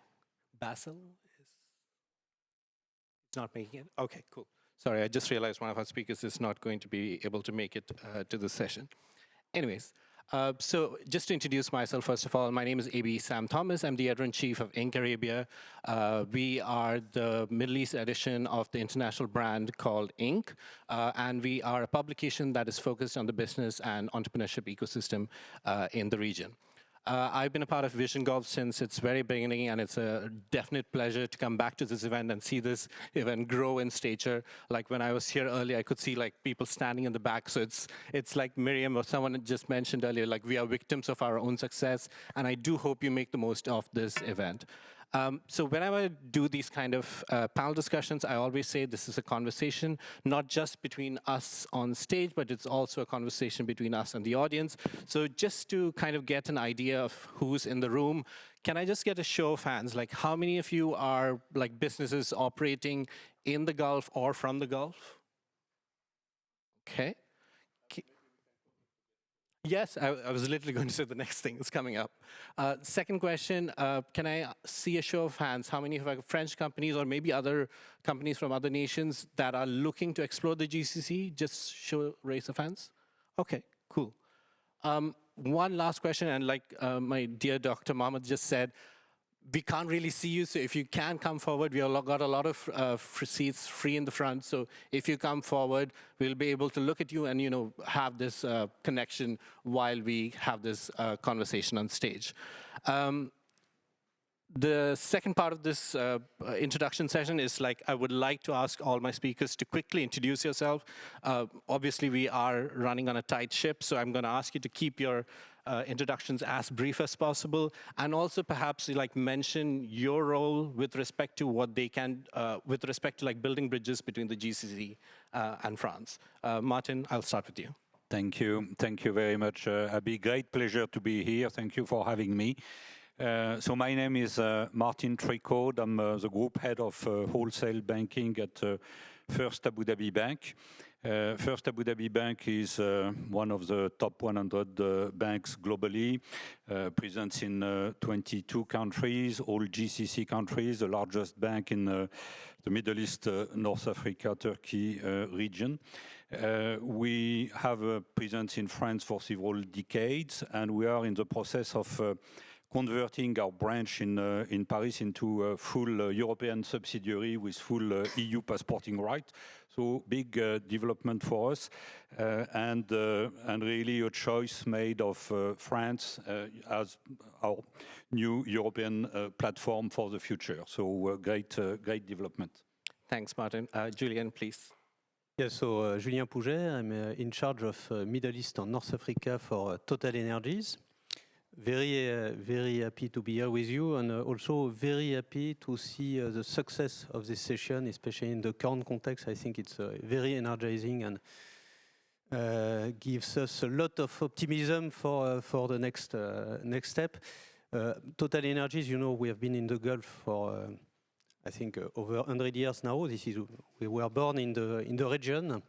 And obviously, we are not really built bridges, I have to say. We have built pipelines in the past. And I think we'll build also pipelines in the future due to the situation. But we are happy to contribute to the strong links between the countries of the Gulf and France, which are, I think, critical for our future. Thanks, Julian. I love the joke about pipelines. Dr. Mohammed, please. Yeah, hello, good morning, everyone. Thank you, Abi. So I'm Mohammed bin Laden. I'm the chairman of BLK Partners, a global, as we call it, global and local law firm in the region, with a presence in Saudi Arabia, and the UAE, Dubai, and Abu Dhabi, Lebanon, and Bahrain. I chair as well Armada Holding, which is a group that I founded 30 years ago almost, with the great ties with France. We have a JV with Lagardère, with Vinci, with Seoul, and other French groups. I'm the chair of the Saudi-French Business Council, so I believe today I'm wearing that hat mostly. And I'm a board member of the Al-Ahli Football Club, is one of the football club owned by the PIF, and I represent the PIF at the board. Thank you. Thank you, Dr. Mohammed. Khalid, please. Thank you, Abi. It's a pleasure to be here. Just working. My name is Khalid Sharaf. I'm the Senior Director for Corporate Sales and Business Development in Dubai Multi-Commodities Center, the MCC, which is the #1 economic zone globally, rated by the Financial Times 9 years in a row. We represent about 27,000 companies in our zone who contribute about 15% of the FDI in Dubai and 7% of its GDP. And the 27,000 companies are represented by about 190 nationalities from around the world. So it's a pleasure to be here. Thank you, Khalid. And finally, Yusuf, please. Yes, first of all, thank you for having us today. Yusuf Al-Sani, the managing partner of Dr. Yaqub Al-Sani and Partners Law Firm, a law firm established in '93 by my father, Dr. Yaqub, the ex-Ministry of Justice. I think one of the main role we have in the firm is to help the international investors to enter the Kuwaiti market with providing them the best legal practice and service. Thank you. So our session is titled Gulf in Transition, and I think it's especially apt considering what has been happening over the last, I would say, couple of months, and of course, literally in the last 2 days. So we are going to be talking about, the uncertainty that has been a part of the region for the last couple of months, but also we want to talk about how stability seems set to be returning to our region, and we're going to explore how the partnership between France and the GCC has weathered this storm, so to speak, and where it goes from here. So just to start things off, Khalid, I'm pointing this question to you. Let's talk about what has been happening over the last couple of months. What has this relationship been like in spite or despite this volatility, and where do we go from here? Yeah. Thank you, Abi. Actually, I wanted to start with something really exceptional that happened this morning. If you go on to X or Twitter and look at His Highness Sheikh Mohammed bin Rashid's account, he tweeted that, and this is something I'm sure that everybody will be proud of, that the UAE has ranked #1 globally in economic performance and #5 globally in economic competitiveness. And this shows the resilience and competitiveness of the economy, not only in Dubai but in the UAE, but the region. And His Excellency Nicolas, in the first or second speech, was talking about the bilateral trade volume between France and the GCC, and it was at about 25 billion euros. And that's a growth of 4 billion from the year before that. In the UAE, in specific, the non-oil trade between France and the UAE is about 10.8 billion euros, and that's a 27% growth year on year. So I'm an engineer, and numbers are, speak for themselves. And if I talk about the UAE's perspective specifically, about 50% of the French companies in the GCC work out of the UAE. And from a DMCC perspective, we are home to about 721 French companies spanning across different industries from energy, hospitality, consultancy. We have companies like Renault, Electricité de France, Accor, that call DMCC home. So I think the ties and the resilience between the GCC and France is very strong. And if you look at specifically the trade corridor from France to the UAE, I think it's a benchmark that should be replicated, and not only between France and the GCC, but between Europe, the other European countries and the GCC. We talk about again, like what the volatility of the last few months has it had an impact, or has it stayed resilient? Are there like any fragile moments? Yeah, what's your take on the situation? I mean, definitely there was an impact on everyone, right? Specifically when it comes to logistics, when it comes to hospitality. But what's also astonishing is everybody knows that the IMF re-looked at their numbers and re-announced the numbers of growth in the GCC, and they announced that the UAE's growth is still going to be at 3%, which shows, how the market is strong and resilient, and how regulation and the agility of government reflects in supporting the private sector specifically. And if I talk about Dubai in specific, what Dubai does amazingly is creating ecosystems. So whether it is supporting the private sector and allocating capital and finding suppliers and finding talent and the digital infrastructure. And that's what we reflected or reflect in DMCC very strongly. So we have about 19 ecosystems with subject matter experts that support companies that come and call DMCC home. And these ecosystems span across energy, technology, commodities, agriculture. So we have coffee, tea, diamonds, special metals. But specifically, if I talk about, for example, the tech ecosystem, right?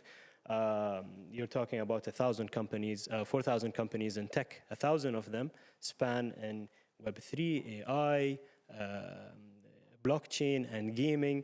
And we work very closely with them in, enhancing regulation and making sure that they are supported and heard. So that agility and quick movement from government and private public partnerships is very important. Thanks, Khalid. Dr. Maldo, I'm coming to you. We heard the perspective from the UAE. I want to hear the perspective from Saudi Arabia. Again, what has there been an impact is the first question. Again, we've heard them from the ministers talking about this great relationship between the region and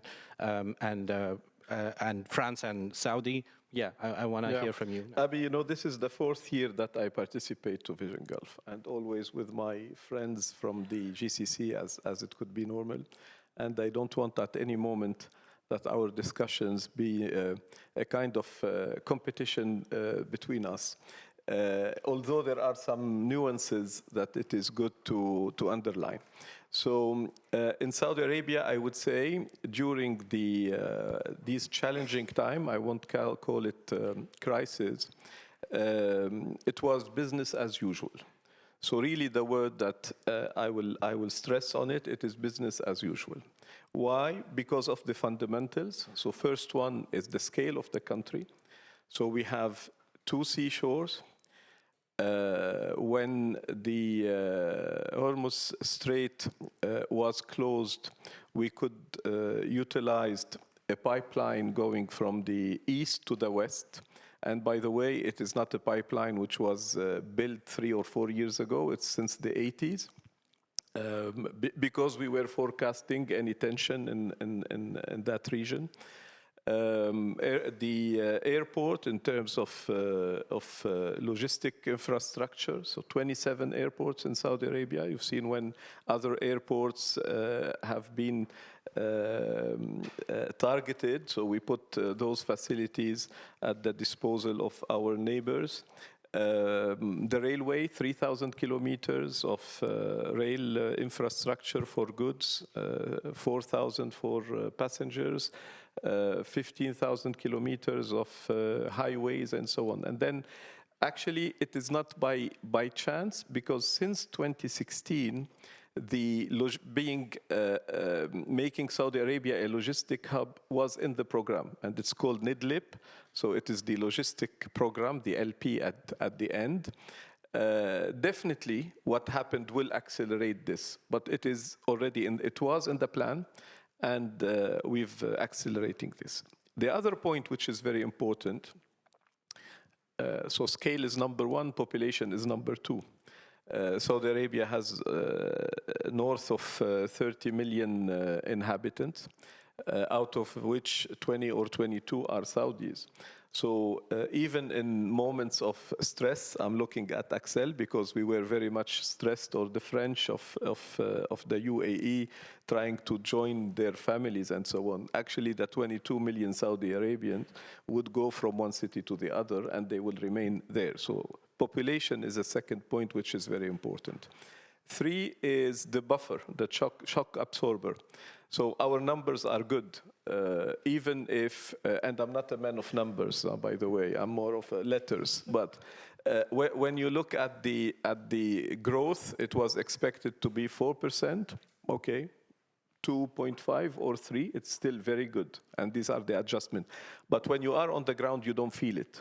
The inflation, maybe it went up for an extra point. So what? It went up because the logistic cost increased. Yes, a few years ago, it went up 2 points, not because of the logistic cost, but it was on the stress of the commodities, because we were building too much. The steel price went up, the cement price went up, and so on. And then, so we're resilient. The third point is the debt. So even if we are at 4% deficit, France and Europe, their norm is not to exceed the 5%. So when we look at it, 4 and 5 is very close.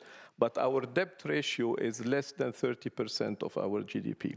So we have, again, a super buffer, and the rating of Saudi Arabia is still and will remain very good, so we can tap into financing. When you put all these things together, you see that you know we can afford such crisis, and I think all of us here in the region, we've been through the first Gulf War with the invasion of Iraq. We went to the second one, of Kuwait by Iraq, Saddam Hussein. I will tell it, not Iraq. And then the consecutive crisis. So we are all resilient, and we know here that those crises are just temporary situation, and at every time we will go out of this stronger and plus déterminé, more determined for the future. I think it's lovely that you said this, because this is something I feel personally as well. It was business as usual. Really, it was business as usual. And it is kind of mind-blowing that it was business as usual. And that's how I feel about, not just Riyadh, of course, but, the region in general. Julian, I would like to come to you next. I think it's, again, given your role at Total, I think it's safe to say, like, energy is at the heart of the relationship between France and the region. Again, given what we have seen in the recent past, how do you see the relationship, or how do you expect the relationship to evolve and, kind of like strengthen energy security, especially with respect to like choke points that we have seen so far? Thank you very much. So maybe let me start with a small comment on how the various countries and how we thought we should behave at the beginning of the crisis, because the crisis unfolded quite quickly, probably at least for us quite quicker than what we would have expected. And we saw a lot of companies being a bit concerned, some running out of the region. And what we decided on our side was to stay and to stand together with our partners, because we believe in long-term partnership in the countries. We have been there for, as I said, more than 100 years now, and we thought that you need to stand together when things are easy and also when things are more challenging, and we decided to keep all our teams in charge of delivering the projects, supporting production wherever it was possible, supporting preservation of the fields. And this is true in Saudi Arabia, this was true in the UAE, it was true in Qatar, it was true, we are trying to do more in Kuwait, but we would be happy to do the same in this country. So we thought that it was super important to stay committed. And I just want to give you an example, is when the Ras Laffan industrial complex was hit by a strike, so it was mid-March. Our guys, they stayed together with Qatar Energy LNG teams during the whole night in the complex in order to show to all the workers, because there were more than 50,000 workers in various camps, to show them that we are there and we want to build this together. So then we were extremely impressed, I have to say, by the resilience of the countries. So same as you, I don't want to make any difference, for sure. But we have been extremely impressed by the way the crisis has been handled by the countries. It was very impressive, very professional, very solid.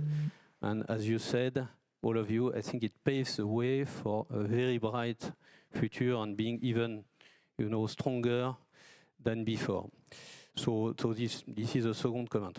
Then you spoke about the choke points. Obviously, in the energy industry, the Strait of Hormuz closure as in other industries, by the way, had a very significant impact. And we are speaking of about 20% of the world trade of crude oil, which were at least partially impacted. And I think we all had in our cartography des risques, risk mapping exercises in all companies, probably in the countries, a big risk with the Strait of Hormuz. But, everybody believed that it was kind of a remote risk. And also, to treat this risk, you had to invest billions of dollars, which didn't seem like very useful at this time. So some countries did it. As you mentioned, it was the same also in the UAE and others, but not all of them. And clearly, we did not invest ourselves. Recently, we did it in the far past, in the history, but in pipelines, in all the infrastructures to treat this choke point. And very clearly, there are plans now everywhere in order to treat this topic and not to be dependent too much as possible, on one choke point like the Strait of Hormuz, and obviously there are others in the world. So it's a big lesson, I think, for our industry that we should look at the risk, and then when we identify a risk, really treat it and build resiliency through adding more capacity than needed in order to make sure that when things go bad, as it was the case in Saudi Arabia, but you have a pipeline, or in the UAE, you have a pipeline allowing you to face this situation with minimum disruption. Thank you. Yeah, please. Yeah. I think it's important, and then since Basil is not here, I will take his time. And you cannot stop a lawyer. Last night I was looking at all the event in Versailles and so on. And on the LCE TV, they were talking about the Strait of Hormuz, signature of this agreement and so on, MOU, let's call it at this phase. But actually they came with the different scenarios, the ballistic capabilities of Iran and so on. But everyone forgot to say something, and this is why I'm telling you this here, if you can relay the message. The world has suffered from the Strait of Hormuz, so everyone knows it. But Saudi Arabia was criticized 4 years back when we had to free, before its closure, right, the other side of the peninsula, which is Aden, and from Aden going up through the Canal of Suez. So everyone criticized Saudi Arabia. Why are we bombarding, if I may use the term, or hitting on Yemen? Because exactly the same thing would have happened there. And I think it's worth for everyone to be really aware of this point. We could have seen such a crisis 4 years ago. Yeah, thank you. Thanks, Dr. Mohammed. So I think for those of us who are listening, the word resilience has been coming up a lot. And I think it's safe to say that, yes, we have talked about the partnership between France and the GCC in terms of resilience, and the partnership remains strong. But, you know, given the audience in the room, many of them are looking to enter the GCC as a market, and I want to give them kind of like a message of hope. Or like where should they be looking for in terms of investment, in terms of building their businesses? Martin, I'm going to come to you on this. GCC as a whole, again, continues to be in the midst of a big economic transformation. It is attracting a lot of investment. What sectors and business models do you think are primed for the future? And yeah, what's your advice for people? Thank you, Abi. I think what was true before the crisis, before the war, you know, let's call it a war, remains true today, and the fundamentals are still there. And what are they? You know, you have a region which has become the epicenter of a new economy. The Indian Ocean has become really at the heart, you know, of growth, of economic growth for the last decade. You have 1.4 billion people living in India, you have 1.4 billion people living in Africa, and you have the Middle East and the GCC countries just in the middle, becoming the trade and investment hub, you know, for this huge region and connecting it to Europe as well. So the geographical location of the Middle East, of the GCC countries, is really unique and very powerful as a trade, logistical and investment hub. The second aspect is that the region, let's say it clearly, you know, it was business as usual, yes, to some extent, but there was also a lot of disturbance, you know, trouble in the region and uncertainty about the business environment, you know, and we should not hide that in any manner. But resiliency, as you managed, has been absolutely fantastic. From a defense perspective, from an economic perspective, from an energy availability perspective, the business has continued to operate, you know, in a totally normal manner. So which is, and big kudos, you know, to the local authorities in all countries in the region, because they have managed, for countries which had never been at war, you know, they have managed this situation really in an outstanding manner. So the fundamentals of the region are still there. The region has entered the crisis in a situation of strength. If you look at the UAE in particular, you know, we call Abu Dhabi the capital of capital. The amount of wealth accumulated in Abu Dhabi and in the UAE in particular, you know, is absolutely phenomenal. And that can be deployed to support a new era of economic development in this new geopolitical environment.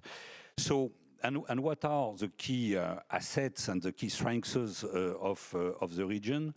Energy availability, both conventional, obviously, and renewable. It's a fantastic opportunity we have seen since COP28 in Dubai, the development of renewable energies in the region. There is abundant space and sun available, and wind in some countries, you know. So the region is positioning itself as a global champion for renewable energy, and obviously will continue to remain for many years a global champion for conventional energy. So that's a critical competitive advantage, in particular when it comes to energy-intensive industries, such as data centers, digital economy, and the region and Abu Dhabi and the UAE have made very clear that they want to position themselves as one of the top 5 global centers, maybe top 3 global centers for data centers. So energy investment, Investment in digital economy, definitely this is something which will continue to grow at a very, very fast pace. But then the traditional sectors of the economy are very important, and talking maybe a little bit more about the UAE here, hospitality, logistics. There will be also the need to create more logistical optionality. Like Saudi, the UAE have two shores, one on the Indian Ocean, and there will be for sure development, of logistical capabilities in Fujairah, in Khor-Fakkan, certainly increasing the capacity of the pipe, which does exist as well in the UAE to access the Indian Ocean directly. So there will be massive infrastructure investment, and I would add to that terrestrial transportation with the development of the railway network in the UAE, the passenger train, the high-speed passenger train, but also the freight train operations, which have been developing very, very quickly and strongly between Oman and, again, the Indian Ocean shore and the rest of the region and the UAE.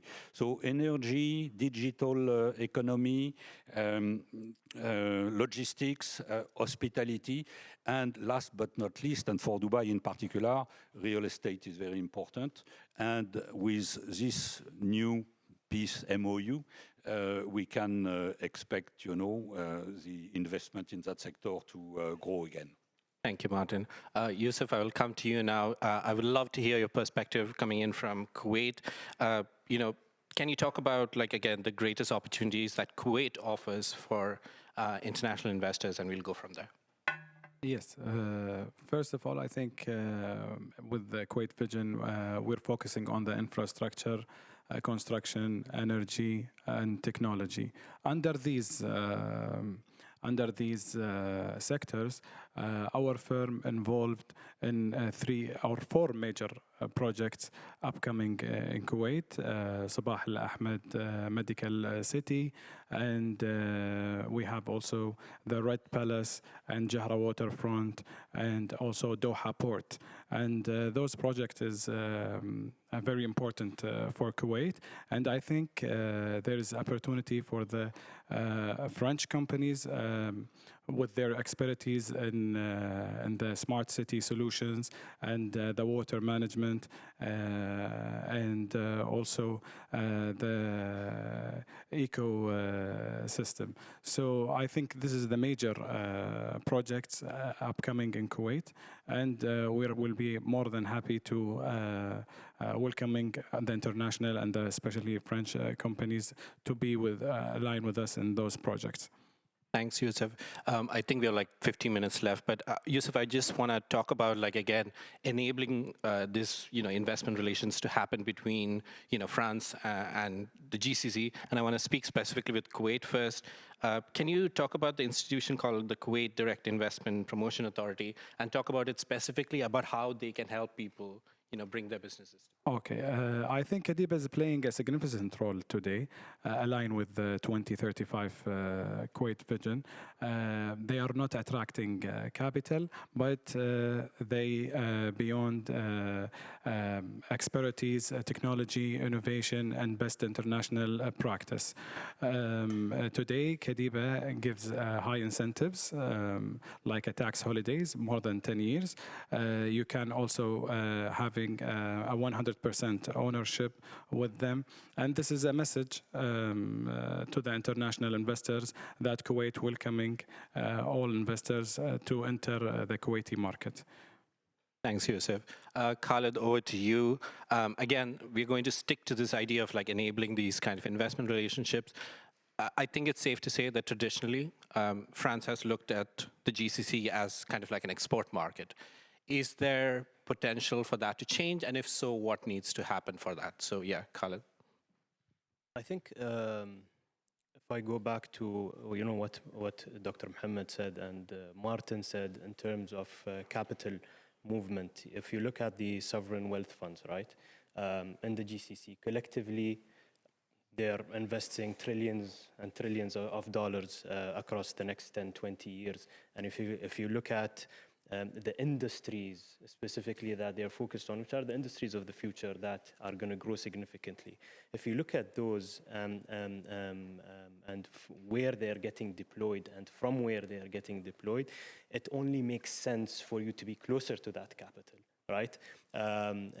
So yes, if I go back to the ecosystem a concept I was talking about, you need to be present within the region for you to take part and to benefit from those opportunities, regardless where they're coming from, right? And so what you need is more regional offices, more teams, boots on the ground, and more expertise to work with from the ground. And if you look at Dubai specifically, right? It has the highest international population, the highest international in terms of companies from around the world. Some people say it's a melting pot. I don't agree. It's more like a fruit salad because, you know, every fruit has its own distinct taste there. And from there, you have access to all of these countries and the whole region. Thanks, Khalid. Julian, I'm coming to you again. Let's look to the future. You know, what is making the region so important in terms of talking about future of energy? And again, the France-GCC cooperation again, if you can just speak.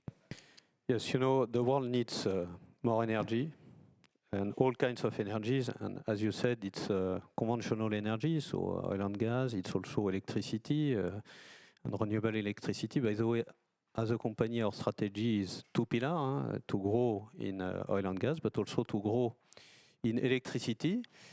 And this is what we are doing. So when you look at the GCC countries, they are gifted, well, not only with a lot of wealth, as very well explained by my colleagues here, but also with very, very excellent quality resource. And we all think about oil, some of us think about gas, but it's also wind, solar. So on all this, for energy, it's and minerals. But for energy, you are really gifted with all this. So for sure, the region, the GCC, will remain even more than before, I believe, a key part of the energy world. So we are completely convinced of that. So what I want to say to the ones in the room who are looking to invest in these countries, so I can give you a testimony of what we are doing today. Today, throughout the crisis and after the crisis, we invest more than ever in this region as a company.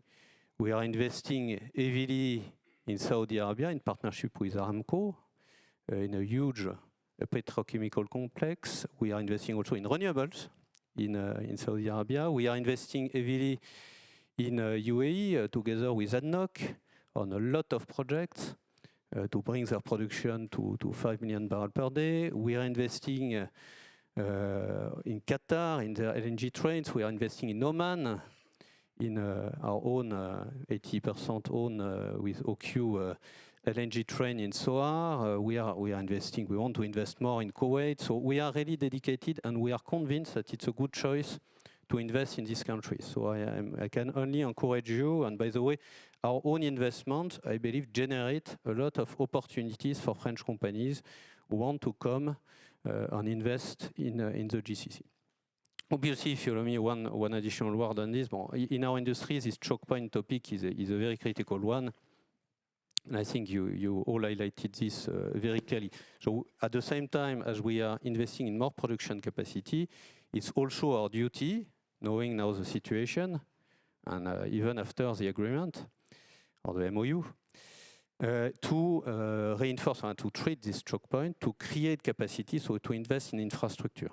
And I was very happy to hear that you are obviously you intend to contribute to that, because we will need financing to deploy this very large project. We are speaking of multi-billion projects, and we'll do it together with our historical partners in the various countries to ensure that we increase the resilience facing this type of crisis. But once again, the main message is for energy, but I think it goes far beyond the world of energy. There are a lot of resources in these countries, there are a lot of strengths, and we are really dedicated to continue investing there. And we are happy, by the way, if some French companies want to get some local support beyond what is already very well done by Business France and all the structures of deployed by the various countries. We're happy to share our experience. Thank you very much. Thanks, Julian. So we've been talking a lot about, like, again, getting these investment flows. Martin, this is a question I would say definitely for you. What's the role financial institutions like FAB is playing in enabling this and facilitating this? And what support can, again, companies expect, or how do they approach the relationship? Sure. If I may just step back 1 second and put that in the context also of the G2G relationship, government-to-government relationship between the UAE, the other GCC countries, obviously Saudi, Qatar, Kuwait, and France. And we have seen on the occasion of this crisis how strong is the relationship, the geopolitical, diplomatic relationship between France and this region. France contributed in a very effective manner in the defense of the UAE, and that was greatly appreciated. So there is a very strong political, diplomatic relationship. There is a very strong economic relationship as well. There are many French investors in the GCC, and there are also more and more investment coming from the GCC into France. We have seen investment from sovereign wealth fund in Abu Dhabi, in digital in particular in France, MGX, developing, investing massively in data centers in France as well. So it's a two-way street really, between the region and France. What can the financial sector do to facilitate trade and investment flows between the region? I said in the opening that FAB has decided to make France its European platform, so with full EU passporting right. That means that we want to service French companies, all European companies, in their business in the region, and that does include Saudi, where we have a big operation. Egypt, this is not a GCC country, but obviously a very important Middle Eastern country as well. We have a big presence there. So all GCC countries, Egypt, etc., and a number of other countries, most global financial centers, will be very happy to continue servicing French companies doing business in the region and regional companies doing business in Europe. So we have familiarity. Obviously, we are homegrown in the Middle East, but we know France very well. We have a long history of presence there, and we want to continue to commit and deploy capital when necessary, infrastructure, as we mentioned. But also, if I look at the new world, I was seeing the announcement of a joint venture between a large French defense company, which will invest in Dubai in particular, and in Abu Dhabi, to contribute, teaming up with local partners in the region. That's typically also the kind of project where we can be involved. So there will be many opportunities, and I would conclude on that message, many opportunities in the region, Saudi, UAE, Kuwait, Oman, all the countries, for French companies, and we'll be very happy to support them when they do business there. Okay, thank you, Martin. We are running out of time, and so, Dr. Mohammed, you're going to get the last word. And I think it's like the Simon Sinek quote, right? Like, you start with why, and I think that's the way we should end this discussion. Why should French companies come to the region? That's the first why. And the second part, and perhaps more importantly, why now?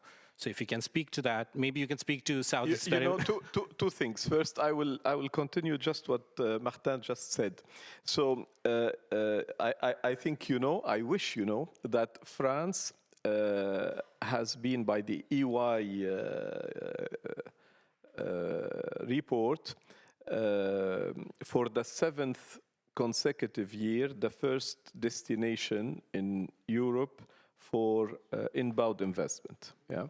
So if it happens once, twice, 3 times, we may say it's an accident, it happened by chance, but it means that there are real deep reforms in this.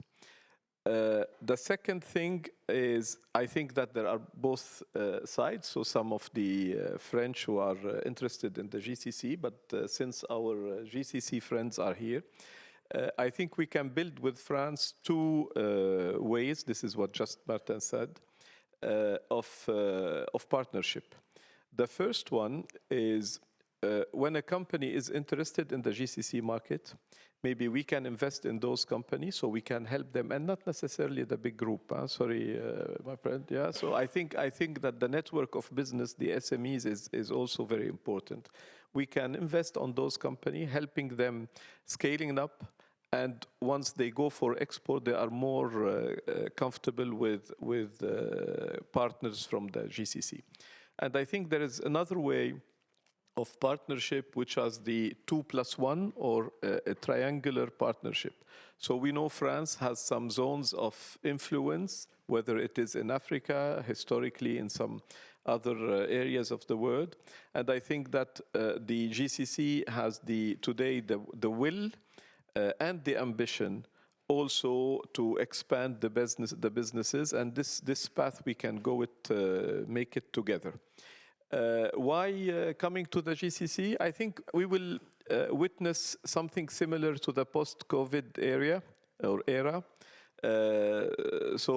Capital was not deployed because of those challenges, and people, they want to catch up. We see that there is eagerness just to catch up, having a better, even for still 2026, a better year on this. And I think that the region is there. Talking about Saudi Arabia, we've done all the reforms, all the legal reforms, all the cycle for easing the business, whether a company law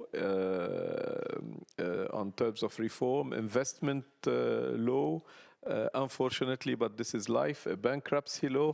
So all the cycle, enforcement law, because sometimes when you do business, you have some hiccups in the way, and all the judicial system has been improved. And if it comes that you have a court decision, you can implement it and enforce it very quickly. So for the ones who are a little bit hesitant, come and see us, come and see the French investor on the ground. They will comfort you definitely, and we are here to assist with all the partners, with Business France, with the Team France, whether it is Sophie is still here, the CCI, the CCEF, and we're all here to support. Thank you. Thank you so much, Dr. Mohammed. Like he rightly mentioned, everyone is here. The right people are in the room. Business France is here.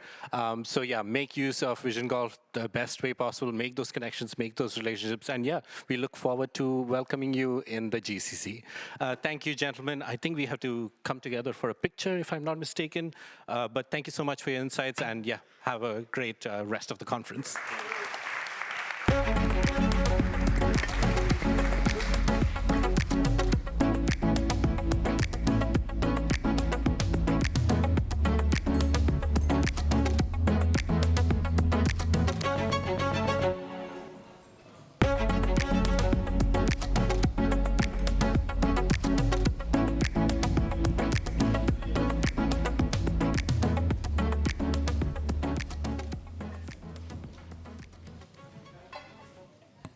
Thank you very much. And now we shift our focus from financial investment to protecting our natural resources. This session tackles the ecological resilience, looking how innovation in water and waste management can protect both France and the GCC. To lead this vital sustainability debate, thank you. I need to see you, thank you. To lead this debate, this vital sustainability debate, please welcome our panelists, along with our moderator, Zeynès Bibo, website editor and journalist for Arabic News en français.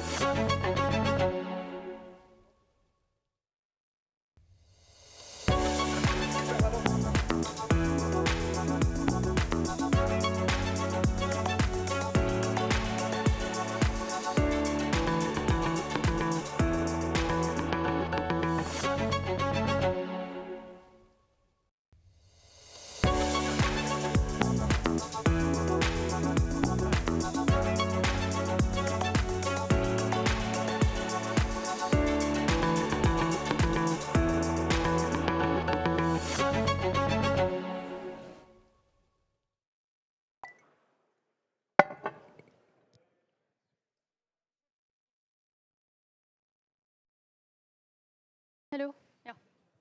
Google. I think it's on. Yes.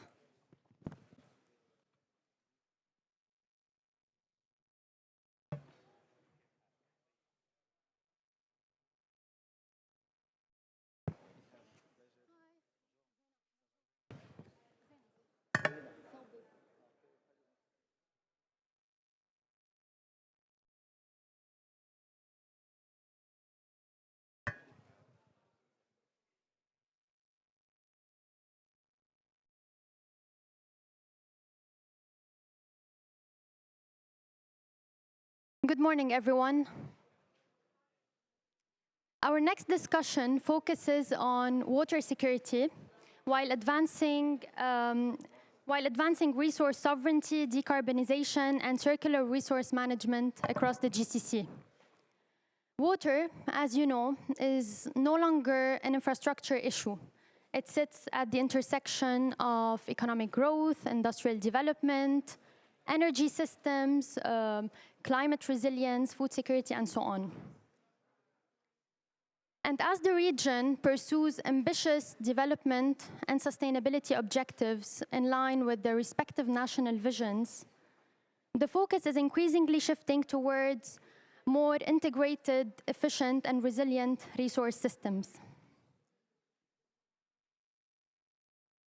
And so while the GCC has already made strong progress in investment in desalination, wastewater treatment, utility infrastructure, and so on, the next phase will require greater emphasis on accelerating circularity, digital innovation, and stronger public-private partnerships, which are topics we're going to dive into shortly. And for that, today we are joined by leaders from government, international operators, utilities, and tech providers. We have Abdallah bin Tuwayyim, Chief Transactions Officer of the Saudi Water Partnership Company, Sharakat. We have Mohammed Al-Zuabi, CEO of Marafiq. We have Monsieur Luis Delope, CEO of SOR, and Ihab Triki, co-founder and CEO of Cumulus Water. I'd like to begin by setting the framework. Abdallah, how do you see public-private partnership models evolving to support long-term resilience, affordability, and sustainable objectives? Well, good morning, everyone. And first of all, thank you for the kind invitation. It's a pleasure to be here participating in this panel discussion, as well as engaging in the activities planned throughout this event. I really look forward to it. On your question, Zaina, will the PPP model have been instrumental in delivering water security and sustainability objectives across the GCC? And I believe it will continue to play a central role in the years ahead. However, the nature and expectations of these partnerships are evolving. Historically, PPP have been primarily focused on mobilizing and private capital and expertise to deliver infrastructure efficiently and reliably. While those elements remains important, the next generations of the PPP will include different dimensions, including sustainability, reliance, affordability, and the contribution to the national development goals. On a reliance perspective, the PPP can help to accelerate the delivery of diversified source of water, including desalination, sewage treatment plant, and the new models such as the transmission pipelines and the storage tanks. The private sector can bring innovation, operational expertise, and performance accountability that can enhance the reliability of this critical water assets.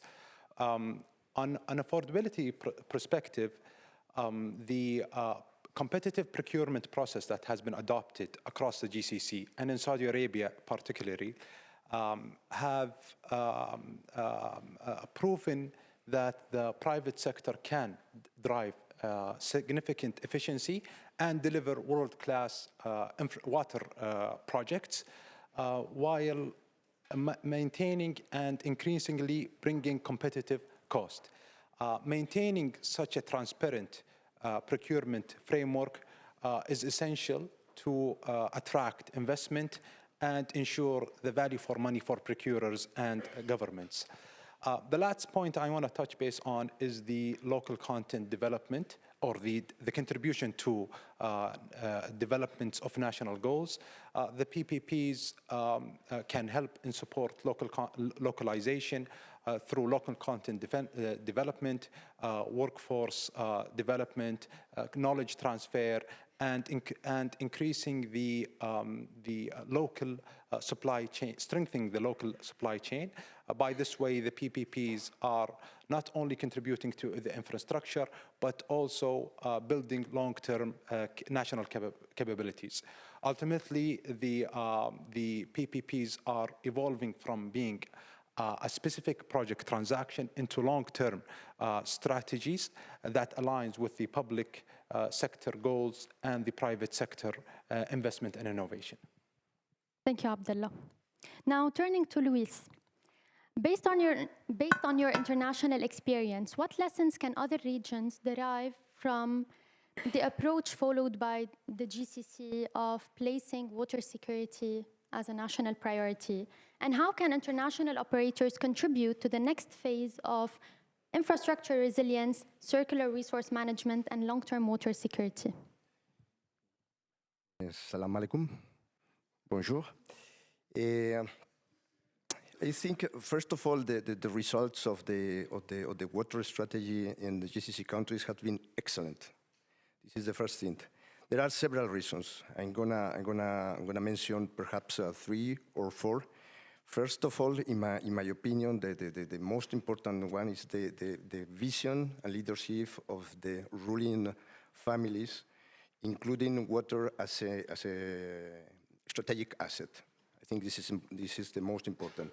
The program of development of the different countries, the Vision 2030, the national water strategy in Qatar, the economic water strategy, the economic vision 2030 as well in Emirates, include all of them the water as a water asset. So this is essential for the sector. The second one, in my opinion as well, is the government. The government did the execution and implementation of the strategy of the ruling families exceptionally, because of the fact that they have incorporated dedicated companies, specialized companies and authorities. We have here some of them, but we can mention several of the national water companies in Saudi Arabia, in Saudi Arabia as well.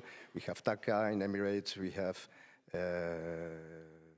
Ashghal in Qatar, and so on and so on. There are a lot of authorities and people involved in develop the strategy of the ruling families.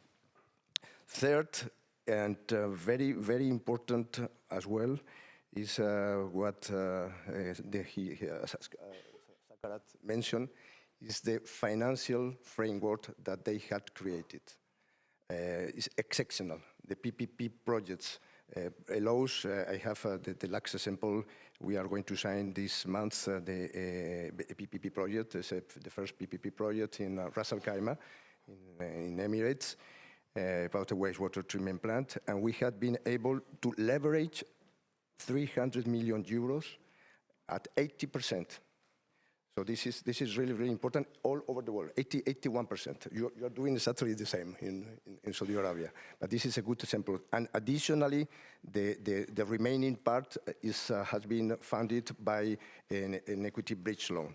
So this is non-recourse financing. So this is important for the European, for the French companies in general. And I think the result is excellent because they have created a kind of sector of industry. There is the water industry of in GCC countries. I was present. I was in the last Global Water Summit in Madrid, and 8 of 14 recognitions of the Global Water Summit was for GCC countries, GCC companies.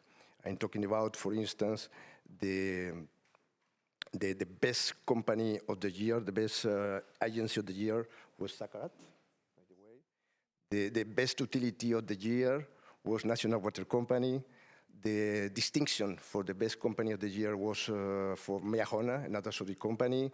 The best industrial project was for Aramco, one of the subcontractors of Aramco. The reuse company was for Tausia, the reuse project. Atqua was the best desalination. Atqua, Saudi as well, was the best desalination plant. So this is unbelievable. In just 15 years, they had created, they had to constitute a market, exactly. So these all things are essential for that. You're talking about what can add to them. I think in my case, we have to listen them. They have done a lot of things, but we have to listen them and to be humble. My inspiration is the CEO of your company, Khalid Qurashi. I've been with them a couple of weeks ago in Madrid. And when I say him, what do you need from us? He always answers exactly the same thing. Bring me innovation. Bring me technology. Bring me advanced water treatment plants. Bring me digitalization. Bring me raw interest of the money. And so this is what we are doing. We have adapted the SOAR model, one SOAR model that we call, implementing in the Gulf our model. That means that we have in one institution, in one entity, one service, the service department of SOAR, the engineering department of SOAR, the concession department of SOAR, and the industrial department of SOAR. We have everything. And this is why, as well, we have obtained blue bonds. We are pioneering in obtaining the blue bonds at adjusting the rate of interest to some targets, some sustainable targets, and that means that we can obtain better return from the project. And we have they talk about digitalization, and we have our Blue Sphere is our technological platform there, and we have implemented that as well. So we have everything. This is but an important thing. We have to be local. It's important. The Vision 2030 and the another strategic plans in the Gulf always include the localization of the companies. We can talk about humanization. This is perhaps the most demanding, but in Saudi is exactly the same. In Qatar is the same. In Emirates is the same. So this is Thank you, Luis. factors in my opinion. Building on the digitalization aspect, Mohammed, how is Marafiq approaching the challenges related to balancing water security, operational efficiency, and decarbonization? And where do you see the greatest opportunities for integrated water and energy management? Thank you, Zaina. Bonjour, good morning. Just before I start, let me just introduce my company. Marafiq is a listed Saudi exchange market, owned by the largest entity in Saudi Arabia, Aramco, SABIC, PIF, and Royal Commission, and 30% floating in the market. We are an integrated utilities. We're providing different services for the industrial cities in Jubail and Yanbu, where Royal Commission, Ras Al Khair, and Jizan. We are providing power from generation, thermal power from generation, transmission, distribution in Yanbu. Also providing water services, potable water and processed water for industrial. Also we treat the waste of industrial and sewage treatment as well. Also, we are providing seawater for cooling business for all the industrials around us in Jubail and Yamba. Also, our gas distributor also for light industrial. As you know, we are integrated. We'll focus today in the water. Marafiq, building its resilience and security about bringing integrated solution. We will not let each company build its own storage, for example, or treatment, where we build the central treatment with the buffer to treat all the complex effluent coming from different industries. Also, we are having storage enough and in order to be more secure, more resilient, and this was proven during the last 2 months. I mean, during the crisis where we managed the business in the middle of the war and middle of the crisis itself, we provide the services. So the solutions we put is integrated solutions, trying to manage our assets in different way. We adopt solution, for example, integrated systems to manage our assets, be it pipeline, underground pipeline, or above ground, or canals. So you have a solution like AI solutions, one integrated systems where you can monitor timely to make the right decisions for your network. And that's helping us to bring security and resilience to the customers.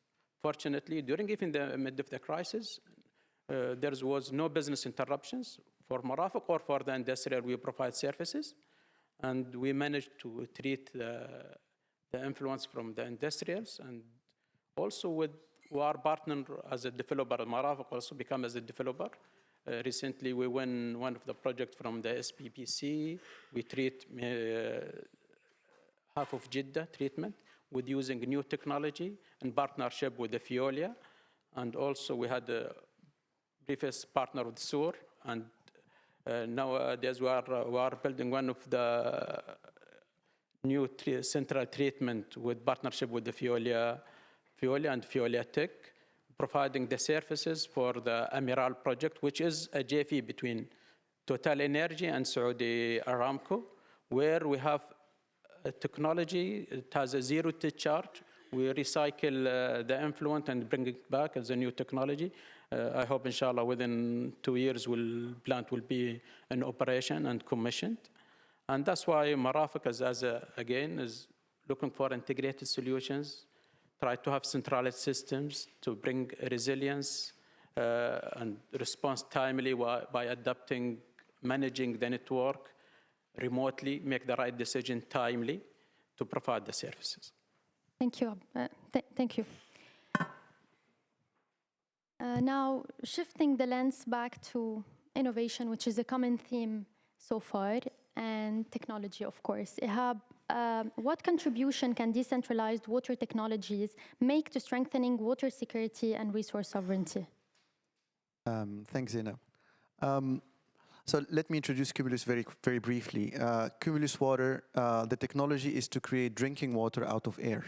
So you put our machine anywhere where you need the water, you plug it to any electricity source, and boom, after a few hours, you have your drinking water there on spot. Now, let's back up for a second and look at the numbers. In terms of resource, the GCC, first of all, to be at the risk level in terms of water capacity in a country, you need to have a minimum of 500 cubic meters per year per capita. 500. Saudi Arabia is 75. Qatar is 20. UAE is 15. So we're very far in terms of resource. Now, the water usage. The GCC consume 500 liters per day per capita. It's 150 approximately in Europe. So low resources and very high usage of water. The solution that was found is desalination, which is a very good solution. But the problem of this solution is that you need to be near to the cost, first of all. And second, it's very easy to target. It's not, you cannot have it decentralized. And we saw it in the war, unfortunately, where it was in Bahrain, they have 6 desalination plants. One of them was targeted. So 15% of your country's production of water can be targeted and can be off in 1 day. The vision of Cumulus Water is a vision whereby we call ourselves the PV panels of the water. So any factory, can install the machines and no need for desalination anymore. I say anymore, I'm exaggerating. I view it as a complementary solution for the existing solutions. So cumulus water or other air water generations with the technology, first of all, we can be decentralized, so we can provide the water on spot at need. Second, we can be a backup plan.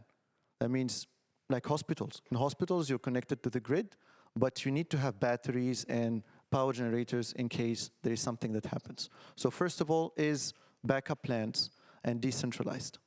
And third element, if we look into the future, there is a limit to the actual solutions as well. So decentralized water production can cope with this. Third element, GCC is a very big, I'll call it continent, very big area. Like you travel like for hours from east to west. And you have Aramco, you have mines, and you need to provide water on spot. If you need to lay down the infrastructure for water for each new spot of mines, this is going to be very costly to create and also to maintain. So these decentralized water production can be a solution for this. And I'll end up with one example. In Mecca, in Saudi, in a few days, let's say 1 month, during the Hajj season, you have 1 to 2 million people coming in one spot. So you need to create all the infrastructure for a few weeks. What if this infrastructure can be decentralized and moved around very quickly? So this technology can be one of the solutions provided. Thank you for your insights.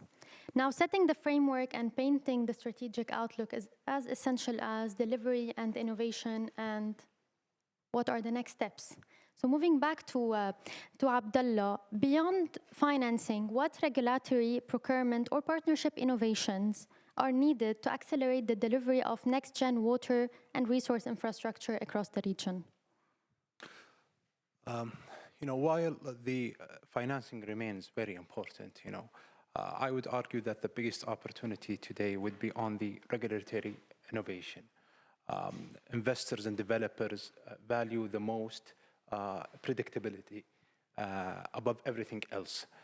When we have clear policies, clear environmental standards, clear carbon reduction targets, clear private sector participation targets, this creates a confidence to innovate, to invest in innovation. And in Saudi Arabia, and I think on all GCC, the strategies that have been mentioned this morning, I think that it is in a very mature level to give the confidence for investors to invest more in these kind of innovation solutions. Another thing is that we need to move forward toward integrated planning. Traditionally, when we want to develop a desalination or sewage treatment plant, or transmission pipelines, this is done separately. I think we need to move, forward to design these systems together to unlock, the most value from it. The last point is partnership innovation. It's very critical, and the challenges that we're facing in the water sector or in any infrastructure project cannot be solved by one player independently.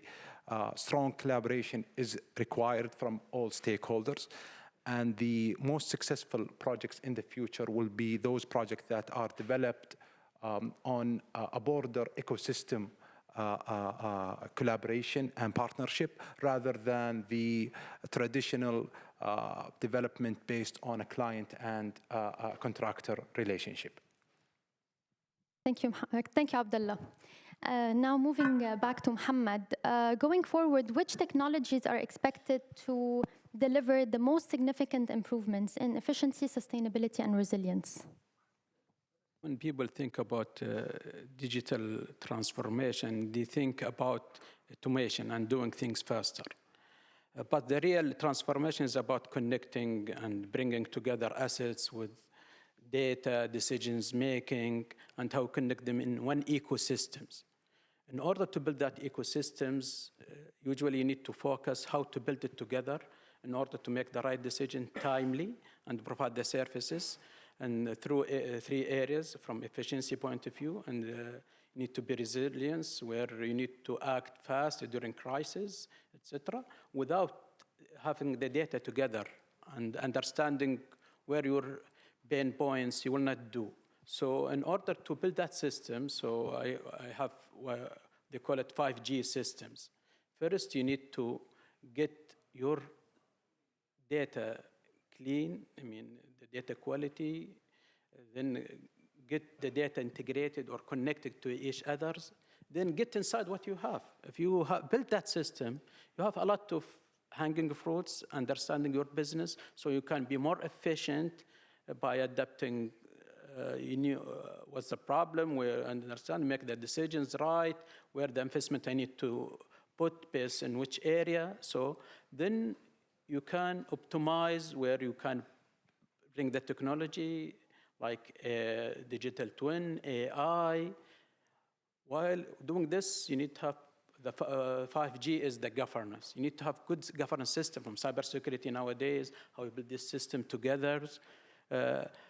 In order that's why you need smart meters, you need data logging of your system, network, where's the leak it happens, so you can act fast.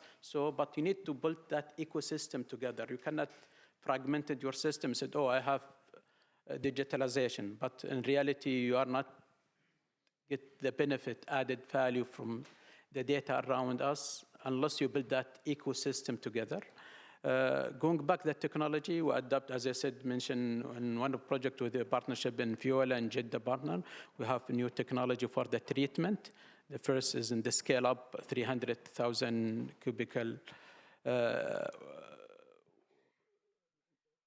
meters of water, treating water, a new technology using less footprint and less or zero chemical usage. Without mentioning the technology name, I don't want to brand the technology, but it's well known now. It is we are utilizing the same technology for the new project in partnership in Al-Hayr with Fiolia. Also for our project now in the partnership with Fiolia, and Fiolia technology, we are building this zero discharge treatment for Amira, very complex. And first time we are treating spin caustics and creating dim water and retain it back and zero discharge. The plant, we are helping also the Amira project to approach their ESG targets by implementing such technology. It is under construction as we speak. I hope, inshallah, with the help of our partners, Fiolia, and our EBCs, Fiolia Tech, and the Egyptian company, Orascom, build that plant and commission it within 2 years. It will be a landmark for the treatment and complex treatment or poison chemical treatments in the regions. And I hope that this will be a good start for more technology to come. I heard now that you have mentioned the technology about but I hope, inshallah, this will be a scalable technology so we can benefit of and reduce the cost of the energy, the cost of producing that cubicle of water. Thank you, Mohammed. My next question is about water reuse, Luis. Water reuse is increasingly central to circular resource management strategies. What practical measures can accelerate wastewater reuse and resource recovery at scale? Yeah. It's a good question. Likely, technology is not a barrier right now. We can treat no matter what kind of water, raw water, to become what we need for the different uses of the water. So technology is not a barrier. However, we have to access to the macroeconomy because of the fact that perhaps it all depends on the government in this time. We need regulation. You mentioned something before. We need a legal framework to use the reuse water and to reuse circularity. We need economic measures. That means that we have to create a kind of market where there will be an offer and there will be demand. That we need help from the government, from the legal point of view as well. We have to assign a different price to the clean water, to the treated water, and the reason is very clear. We have to incentives to incentive the treated water. And probably the last one for me is, you mentioned as well, the low scale is very simple, very small to be competitive, to be efficient. We have to integrate in one unit several locations. We have to clusterize. We have to integrate many companies, many cities to have efficient circular plants or wastewater treatment plants to be used. We can talk about the monitoring as well of the treated water, of the reused water, because of the fact that we have to create confidence in the users, and we have a real-time control of the parameters to consider that the water is happy. But trying to summarize, legal framework, incentive of the economy, create a market, and operational way to operate. Thank you. And now, the final question to wrap up this, the delivery and innovation part of the discussion. Ihab, what are the biggest barriers innovators face today when scaling across the region, and how can local R&D ecosystems, manufacturing capacity, and talent development strengthen water sovereignty and accelerate commercialization? Sure. So I think when we talk about innovation, first of all, you need to have a strong basis before you would like, in my humble opinion, before you would like to enter a market like the GCC. The GCC, and I as well, call them the PowerPoint companies. That means you come with a video and a PowerPoint, hey, I'm innovator. The GCC is very well evolved, and they've seen a lot of these things. So you need to have strong references, a strong basis before you come. Cumulus, before we went there, we had already 4 patents. We have 55 customers, among which Total Energy and Bouygues. So strong references, so you have the credibility to speak to the parties in the ecosystem. Second is integrate strongly the ecosystem. And at Cumulus, we strongly believe in local integration. So when we went into the market 2 years ago, after that, we signed our first contract, and after that, we're doing our manufacturing in Riyadh. So our first machines are going out from Riyadh today. Third element is R&D. If you're coming with a plain vanilla product where you just assemble things, I think the Chinese, the Indians would definitely beat you out of price. The innovation, you have to bring a real innovation, and you have to integrate it to the innovation system in the GCC area. And they have amazing universities. They have KAUST, King Abdullah University. They have King Khalifa in the UAE. These are amazing universities that are very open-minded. And also they have laboratories. So Cumulus is very proud to work with the Saudi Water Authority, which in my opinion has one of the best labs in the region and in the world as well. We know Saudi Aramco has been spearheading a lot of innovations. So mentality has to definitely change, and you need to be action-oriented in those regions. The fourth strong advice. In the GCC, they listen, but then they want to see action on the ground. So when they meet you the first time, they will always say hi and meet with you the second and third time, but you need to show execution on the ground. And from what I've seen, that's what is missing in a lot of innovation companies. They come, shake hands, take the business card, but then 2 years later, they don't do things. And in the GCC, for them, references and being in your world, يعني تعطي الكلمة, and being on top of this at the end, it's very important as well. Amazing. I have one final question, cross-panel question, and I'd like to pick up your mind very quickly and briefly on this.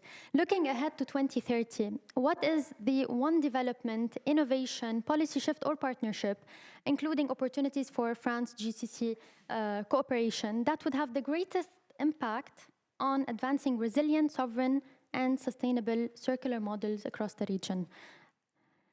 Abdullah? Well, I'll go directly to the cooperation between the GCC and France. Today we have at the Sharakat, we have a number of partnerships with the French companies. We have 3, 1 with Veolia and 2 with Engie, and we're looking forward to more and more. As Mr. Luis said here, the technology largely exists. The challenge here is how to scale it. Scaling it with the right partnerships, policies, and investment framework is available. in Saudi, and there is a clear pipeline that needs to be implemented in the coming 2 to 3 years. Thank you. Luis? Kind of headline, 2030, from the water scarcity to the sovereignty of the water. That means a lot of steps have been done. It's unbelievable in just 15 years. But the last step of the sovereignty is the reliability. So in this, we can help with our experience, the European and the French companies, Azor, for instance, because the reliability is related to the operational and to the new investment. We don't need to have only the infrastructures that we have. You have the infrastructure, you are building that. We need reliability, 24 hours, 7 days a week. So this is the challenge, reliability to be sovereign of the water. Thank you. Mohammed? If I may add, first we need to execute what we have, so a lot of projects in hand. But I think I will just, one point, during the last 2 months crisis, resilience very important. We need to think differently when we build projects. We need to build the resilience part of the way we do business engineering it. Not also a different location, the way we protect our assets, how we can avoid such things. Because when we build plants, we didn't build it for drones or missiles. So we need to think differently now how we can protect the assets. We need to have different solutions. Nowadays, there's a project that is coming, for example, in Riyadh. We call it East Riyadh. It will be underground, fully integrated treatment plant. And I hope, inshallah, we'll bid for it and we'll win it as Marabak. Definitely with partnership with a lot of companies where we do business with, either from France or from other countries. But I think we need mind shift, the way we design our plants, the design to bring more resilience, even protecting our asset, even networks, pipelines, etc., you name it. Thank you. And Ihab? Well, first of all, in my opinion, a lot has been done, and it's great. 2030 is tomorrow, so definitely I will talk about 2035. And very quickly, my dream is that innovation will be coming more and more from that region. That means it's not innovation from the US and Europe and then we adapt it to the region. No, it's the other way around. Innovation coming from that region and then selling it to the other regions. Thank you so much. And with this, we come to the end of our panel. Thank you to all our panelists, and thanks for everyone for being here. Several themes have emerged today. Water security and resource sovereignty are central strategic priorities across the GCC. The next phase will depend on integrated systems, innovation, investment in human capital, but ultimately collaboration across governments, international operators, financial institutions, research even. The GCC is undeniably already a leader in water infrastructure, but the next phase will require greater, shows an opportunity basically to lead and integrate in fully integrated systems and sustainable, circular and sustainable resource systems. Thank you again to all our panelists, and thanks everyone for being here.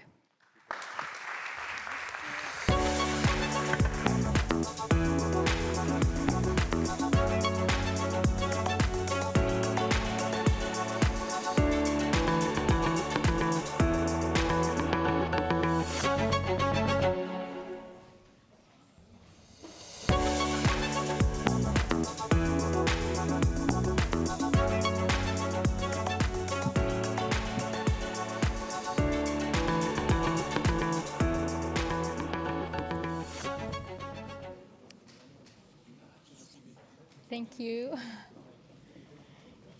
Thank you. Thank you. Thank you very much. And before we dive...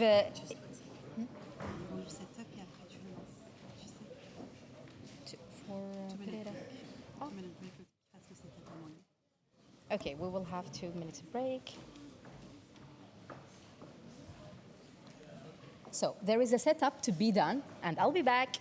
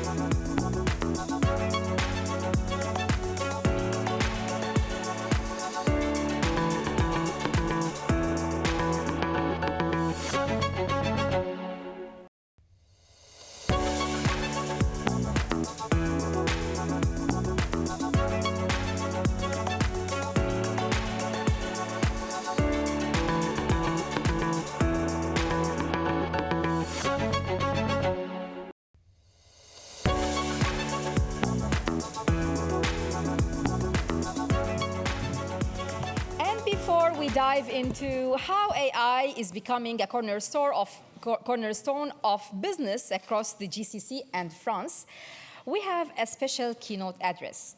To share pioneering insights, please welcome to the stage Chief Growth Officer of Candela, a French world leader in quantum computing, Mr. Xavier Pirera.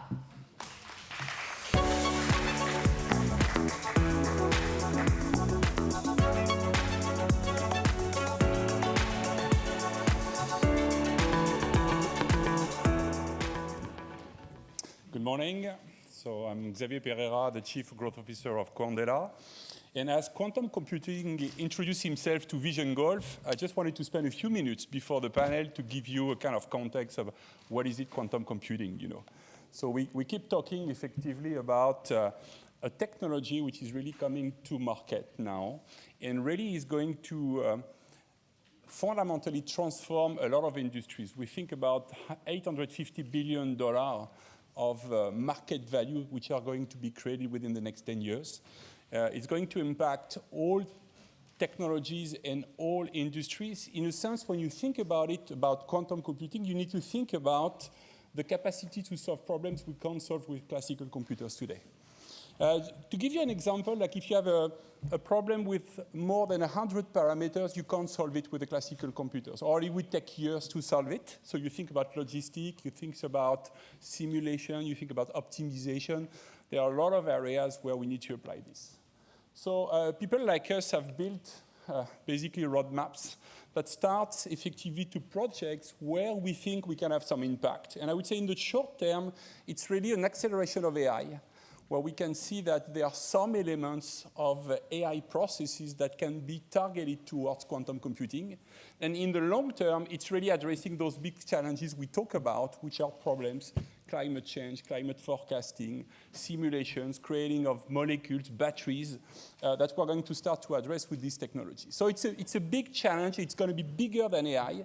The question is how do we go there, you know?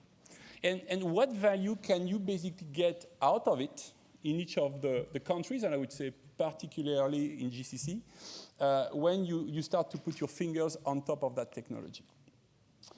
It comes with three things. The first thing is you need to have access to a new generation of computers.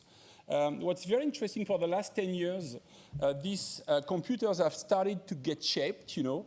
They started with IBM superconducting technologies that really come with the necessity to use very, very low temperatures. So I think there are a lot of players which are moving in this space.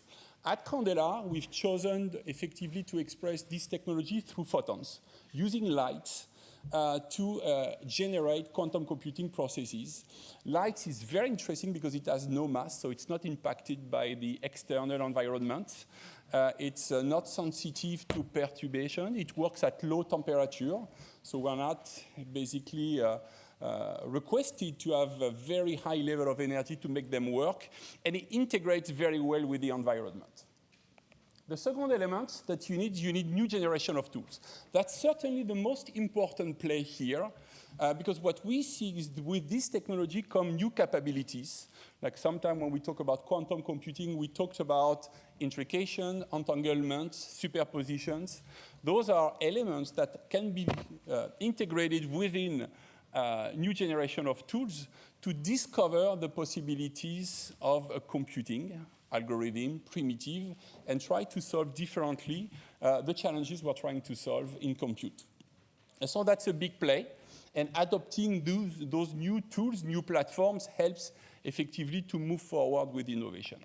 The last element, and I'd like to bring Bara Sami on stage with me, is partnerships. You know, Frank Picard, a famous explorer, said innovation is not about new ideas. It's about moving away from old belief and really confront yourself to diversity and capacity to see things differently. And I believe, if Bara, you join me on stage, this is what we're trying to do by building a very strong partnership with the Megdam Group. And we'd like to announce together with Bara a partnership that we're going to sign together. You know, let me give you the mic also. So here we go. that our companies we've been knowing each other for more than a year and a half now, yes. Absolutely. And we're trying to envision, effectively, a partnership in the Gulf countries. So why don't you spend 2 minutes and just share with the audience your view of why this partnership is so critical. Thank you, Ghafir.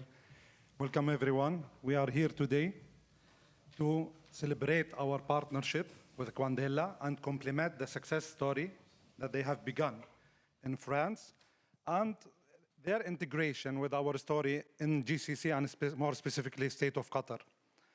What Quandela is doing in the quantum computing space is disrupting and transforming the way organizations access and leverage quantum resources by a very comprehensive platform, unique, built on long years of research, which has actually surprised us and astonished our R&D departments. So that's why we decided to move forward with this partnership to bring one of the leading manufacturers of quantum computing to the GCC and more specifically in the State of Qatar. So we look forward for signing, hopefully, not only a memorandum of understanding, hopefully soon a contract, the first quantum computing project in the region. Thank you very much. So I think it's the time now to go for the signature, you know, if you can bring the next sequence.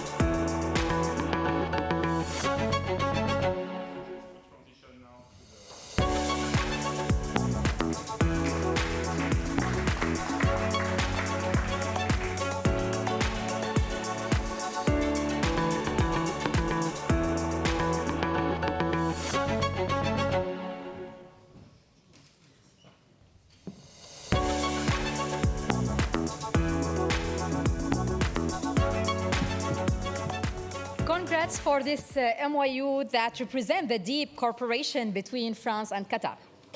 Now, we dive straight into the global innovation race. The next panel, where we're going to explore how AI and deep tech are rewriting the rules of digital sovereignty, mapping out the venture capital, talent pipelines, the governance shaping tomorrow's tech ecosystem. Please join me to welcome our distinguished panelists to the stage, along with our moderator, Sarah Sadouk, Director of Innovation at Entrepreneur Middle East. Sarah, the digital frontier is yours.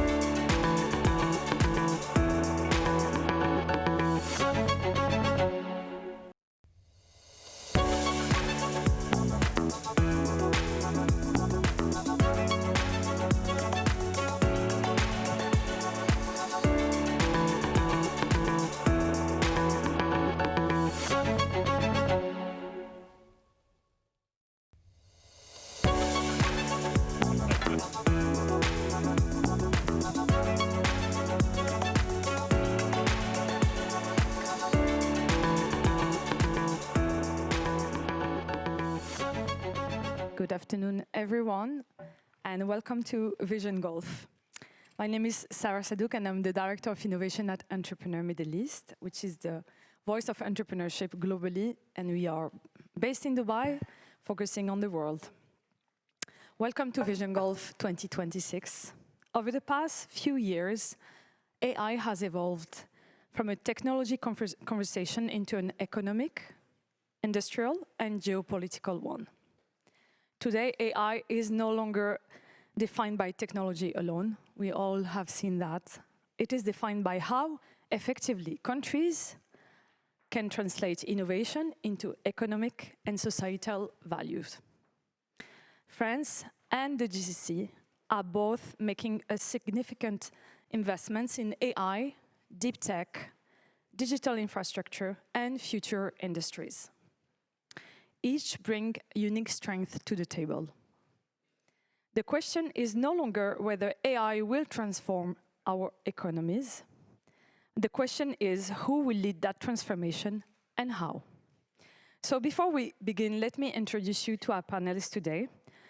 We have Inger Karakulo-Deviv, sorry for the pronunciation, Senior Executive Director of the Institute of Innovation and Entrepreneurship at HEC Paris and Qatar. Anas Al-Qahtani, CEO of Wa'ad by Aramco, welcome. Xavier Pereira, Chief Growth Officer at Candela, that we've just seen earlier. And Massimo Moretti, CEO and co-founder of Solaya, as well as Paul Sayar, Project Management Officer of Campus AI. Our panelists today are shaping how AI is being taught, funded, built, and deployed, but also scaled across different industries. So it's going to be a very exciting conversation.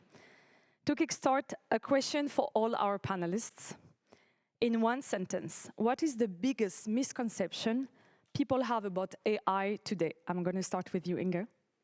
Thank you very much, and I'm delighted to be here. I think the biggest misconception I can see that a lot of people or everybody is still considering there is a technology race. And I think it's not a technology race anymore. It's much more, I would say, an ecosystem race. We can talk about this later. So you need to bring talent together, entrepreneurs, finance, infrastructures, governments. So you need the right ecosystem to grow AI. Thank you, Inge.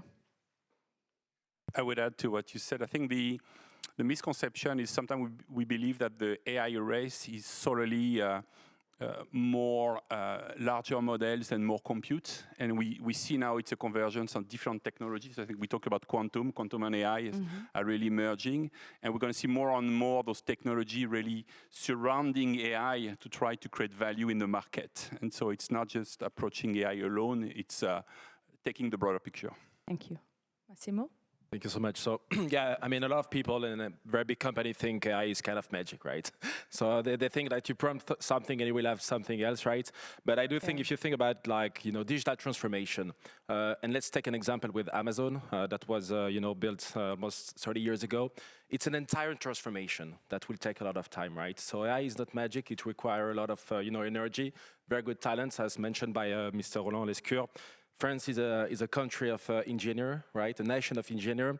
So we have beautiful talent here. So there is, of course, a lot of opportunities still. Thank you, Massimo. Anas? Very good morning to everyone, and I'm very happy to be with you today. I agree with what was mentioned, but I would add that we have started recently hearing that AI is really like a technology cycle or a bubble that will burst anytime soon. I think AI is a transformational technology, much like what we saw before in the electricity or the internet. It will transform how we do business today, and we believe that it is the driving energy moving forward that will transform the whole economy. Thank you. Paul? Hi, thank you. Hi, everybody. I believe the biggest misconception about the AI race is that everybody is talking about technology and algorithm, but it's becoming more and more an energy and infrastructure race as well, and we can't forget that part of it. Thank you. So that sets the tone for the conversation. We're going to have a lot of insights on how to move forward with that transformation. Building on that, what will it take to stay ahead of the AI race? will that set leaders apart from followers? What will set leaders apart from followers? And I'll start with you, Inge. We'll talk about talent. In the AI race, are we underestimating the role of talent? And what will it take for France and the GCC to become AI leader in terms of talents? I think we really believe that talent is an important part of this evolution we will all see. We need to train our talents and even our existing leaders. It's training, we need to train them about technology, but also about business transformation. It has been said this morning, there are amazing talents, engineering talents here in France. I think there are amazing leaders in GCC. So what we will need to do is to merge those talents, and I would say build an innovative corridor there. So really coming back to the talent building, okay, we are a business school, university, we really try to foster talent and to educate. And I would conclude on, it's a lifelong learning education we will need here, because we will need to have a broad pool of talents, technology, and again, business transformation. Thank you very much. So, talent matters, right? But talent alone is not enough. I have a follow-up question for you, Inge. What's the difference between experimenting with AI and actually making it work at scale? Very good. When it comes to have a real impact on economy and society, you need to scale. Scaling means obviously investment, but scaling means also corporates having clients, being able to build this ecosystem that the companies then can grow. So I think there's a huge step we need to take together in order to scale those companies, and looking forward to it, in connecting them to talents, as we mentioned, to corporates, to investment, so that we get these rising talents and rising companies to be a big player in this global game where we would like, I think we have a great opportunity to do things together. So we need to put this all together in order to scale and have a real impact. Thank you very much. And that brings me to the infrastructure part of it, Paul. I'm going to challenge you on that. Can you really lead the AI race if you don't control the infrastructure behind it?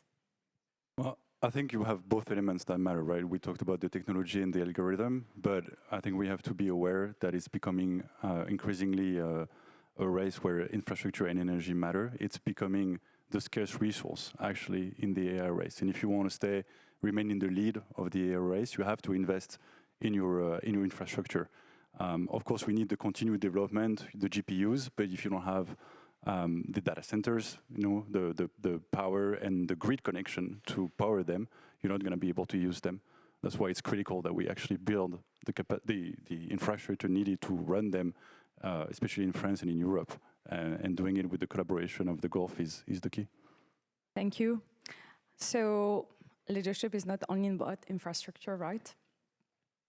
Xavier, I want to take your thought on that. Are we becoming too focused on AI in this AI race? And what is the role that will deep tech and quantum play in the next wave of innovation in this AI race?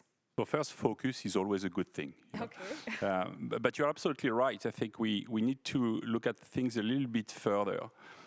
So let me share a couple of examples. The first thing is, are we going to continue to build very big computers which are consuming too much energy? So we need to think a new generation of computers which are less, I would say, impacted by the amount of energy to run, so that's one aspect.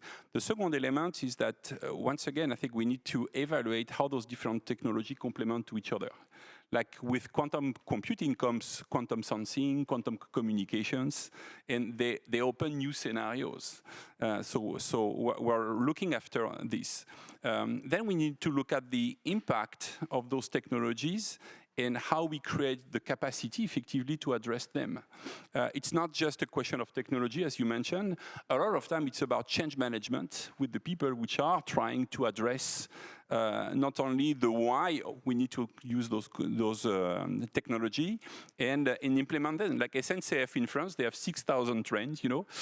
They can plan 60 trains at a time. So when you think planning, that's a good example of how we need to improve this. So you mentioned AI, it's at the core, but it's effectively getting complementary solutions around it to get to a point where we can develop new scenarios. And that, once again, it's going to come in all industries.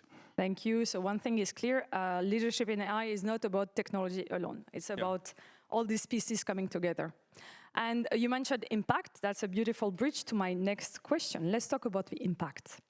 Massimo, the majority of companies are running AI pilots. You have an overview on what is happening in the market.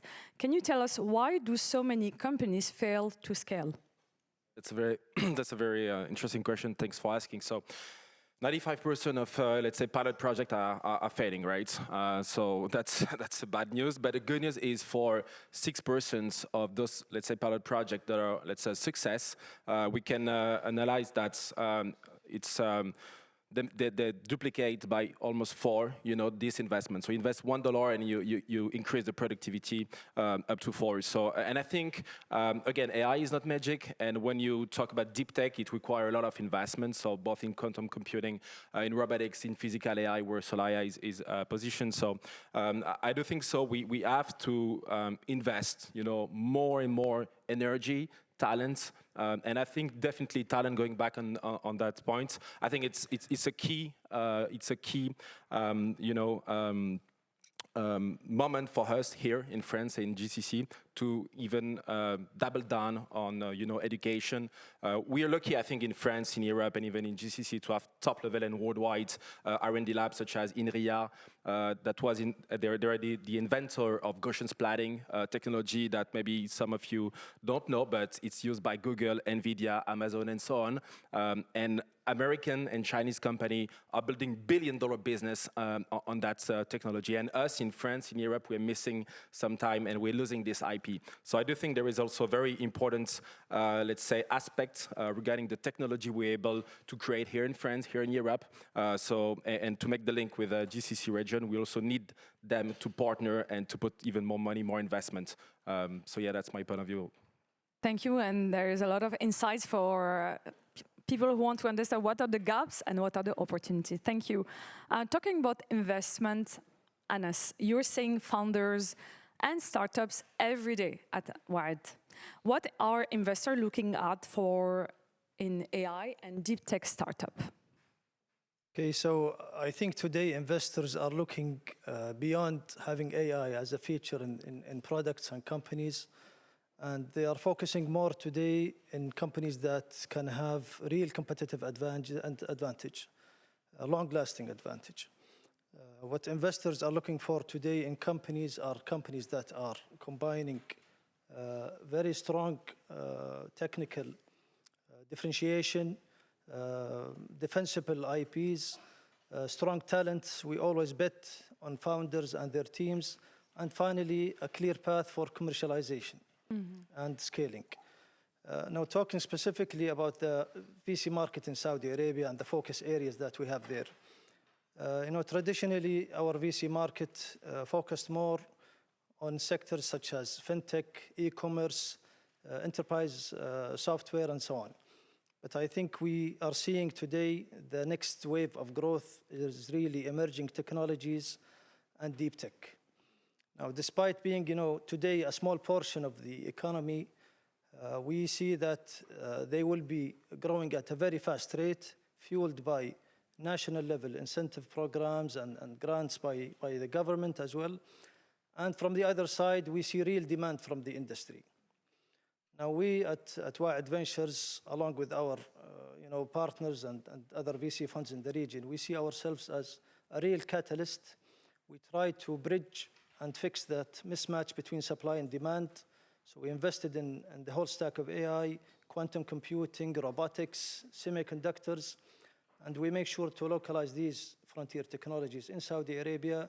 We have great partnerships with all government entities that helped us really in soft landing of our global companies.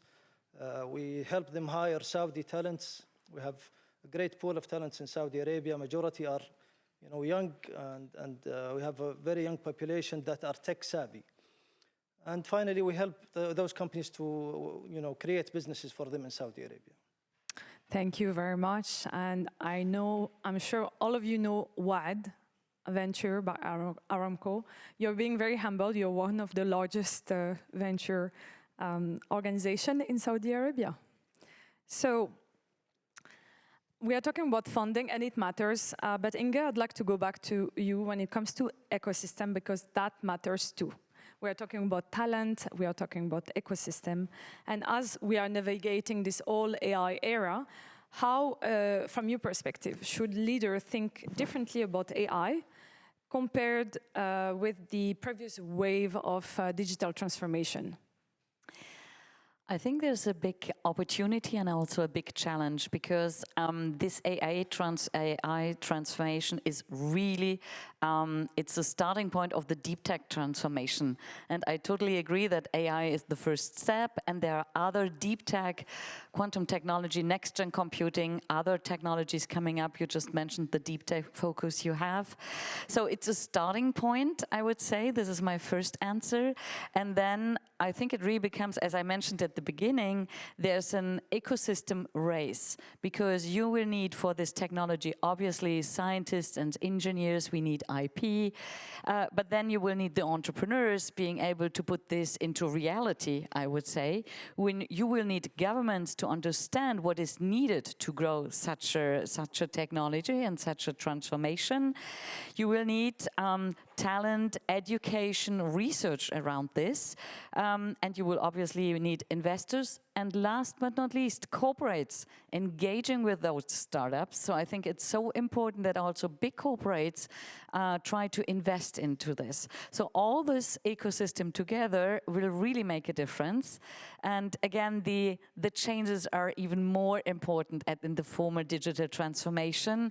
And when it comes to quantum technology, we can just see that this will upscale everything. So let's be prepared, and let's try to connect those ecosystems. As a university, we do this all day long. We're helping more than 300 deep tech startups per year at HEC to grow. So it's really about connecting the dots, I would say. Thank you very much. Would you like to add to it, Xavier? I think you said a lot. I think it's also a form of pragmatism. We need to, because we look for big ambitions, and big ambition always start by an easy first step, And I think that's when we presented our partnership, for example, with Barasami. It's always making sure that first we go to universities and research and give people the ambition, the interest, the inspiration to go to the next level, Then we can start to apply that with hackathons, and we see communities starting to move. And that creates a form of energy, which is absolutely critical to create the change also. So it goes back to ambitions, it goes back to accessibility, and it's going back to discovery, massive discovery that the tools allow to do today. And that will allow execution, eventually. Paul, in terms of execution, if we look at a lot of countries have ambition in AI.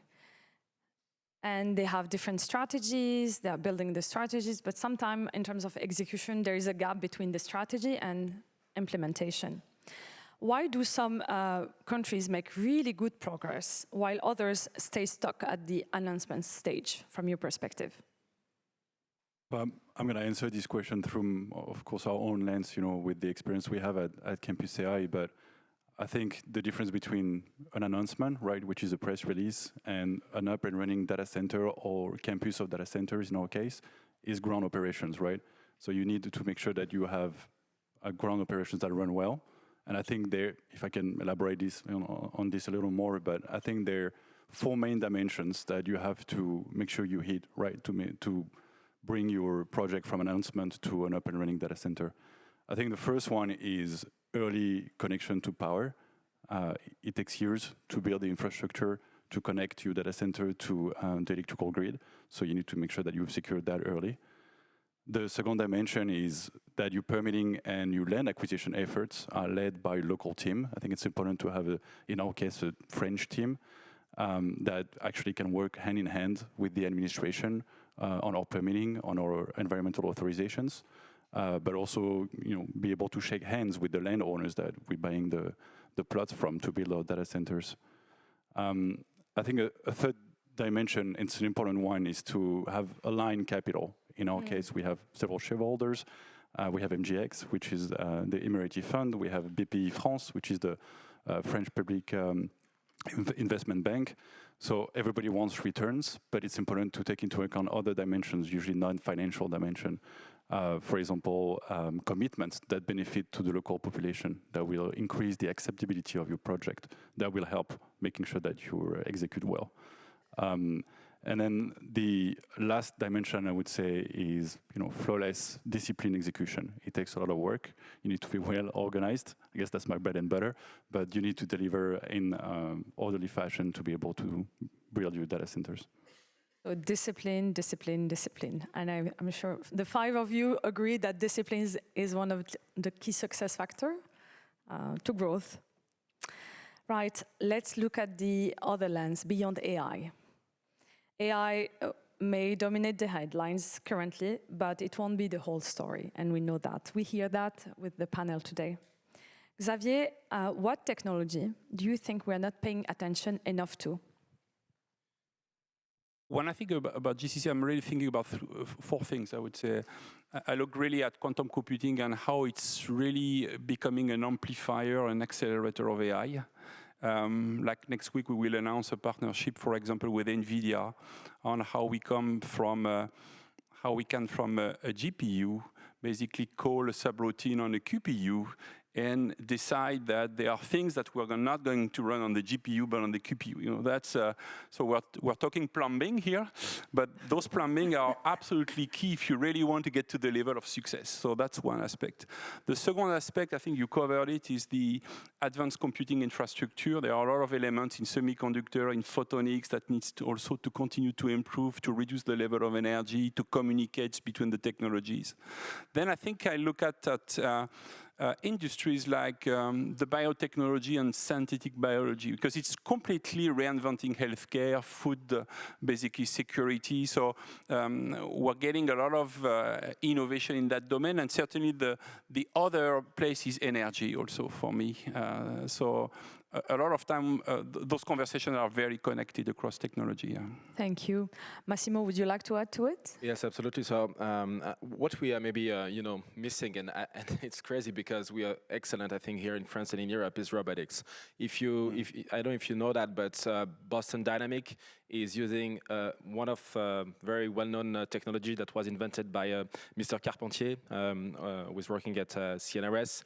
Brilliant robotician, and again, we have a lot of inventor here in France and in Europe, and we are missing those technology. And I think another point regarding the financing, which is absolutely fundamental, is from lab to market.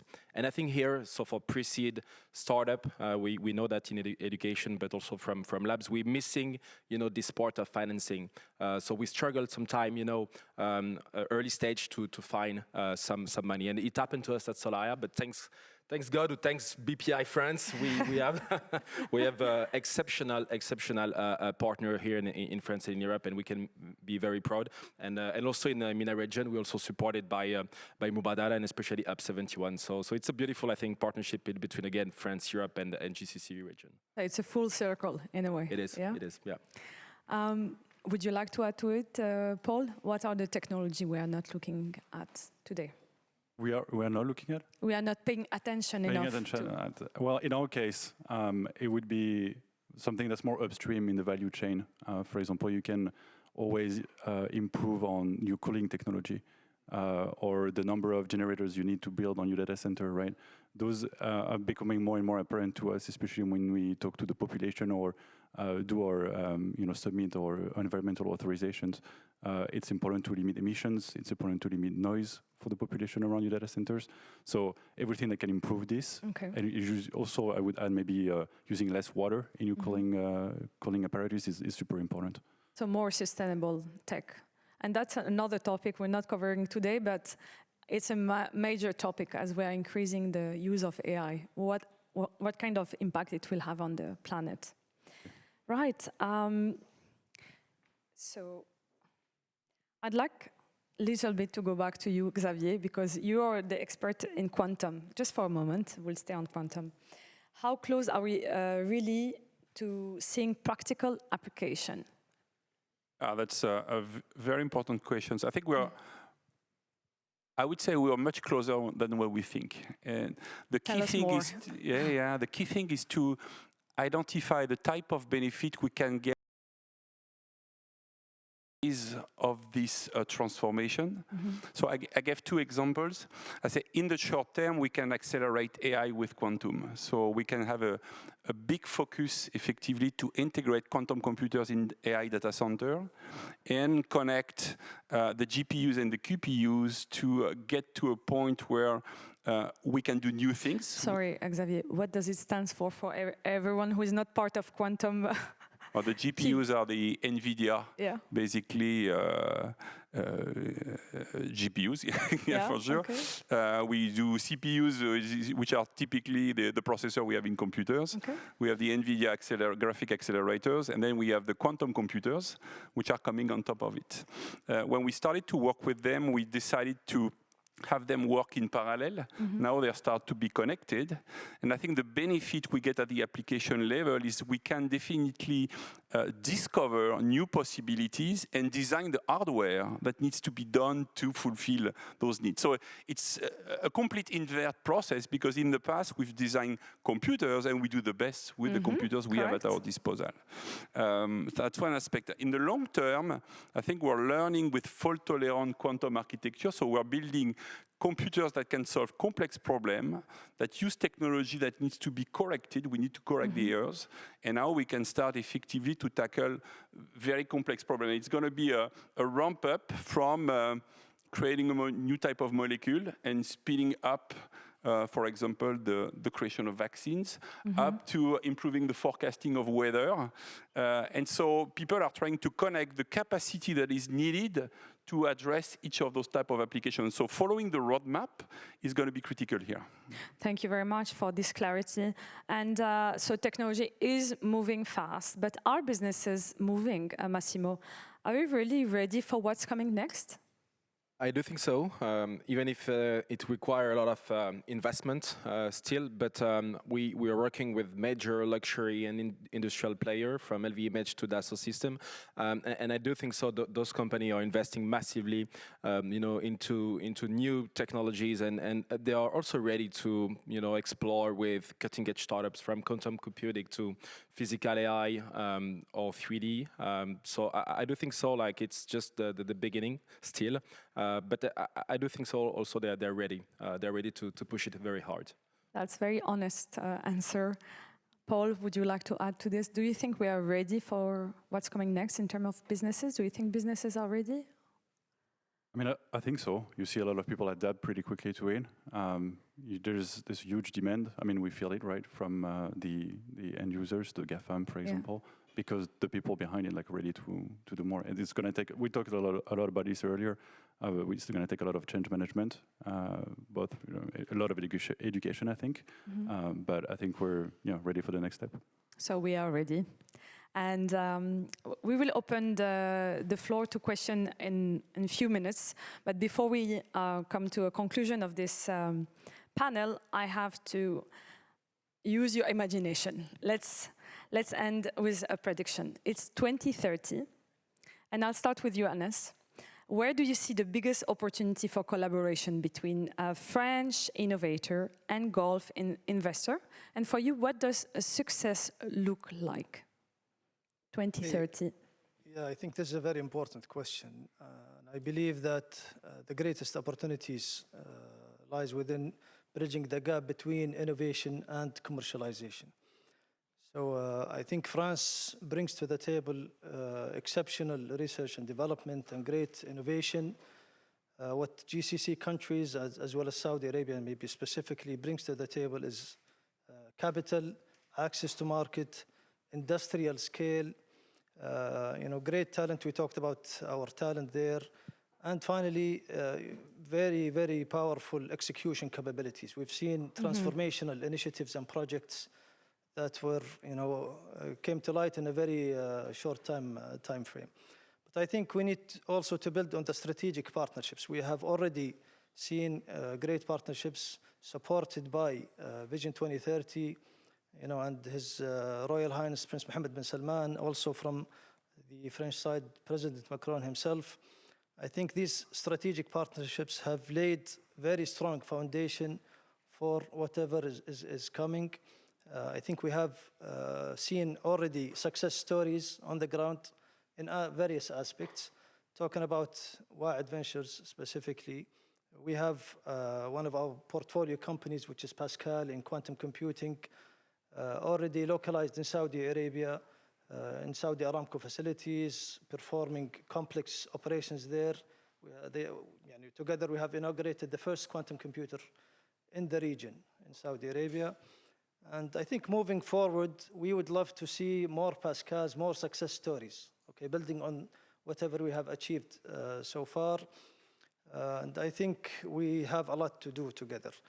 For example, establishing innovation corridor between the two countries, exchange programs, joint research, opportunities together. Together, I think we have a lot to achieve together. And I'll have a follow-up question, because you're talking about entrepreneurship. For all entrepreneurs and innovators listening to us today, what is your message to them? I think this is the time to come to Saudi Arabia. We will be more than happy to support. We're looking at technologies that are homegrown here in France and in various areas of the globe. But specifically in France, we have a great success story that we can build on from our Pascal investments. We are willing to provide all the support needed to localize, as long as you have that localization aspect. In Saudi Arabia, we are providing not only capital, but extended support. We have we have a dedicated venture growth team that supports our companies, our portfolios in terms of strategy, in terms of governance, in all aspects. So come to Saudi, this is the time for you. No, that's a nice open call. Yeah.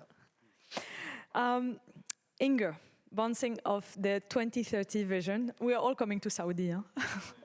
Most welcome. Thank you. It's 2030. Let's imagine, and everyone in the room can do the same exercise.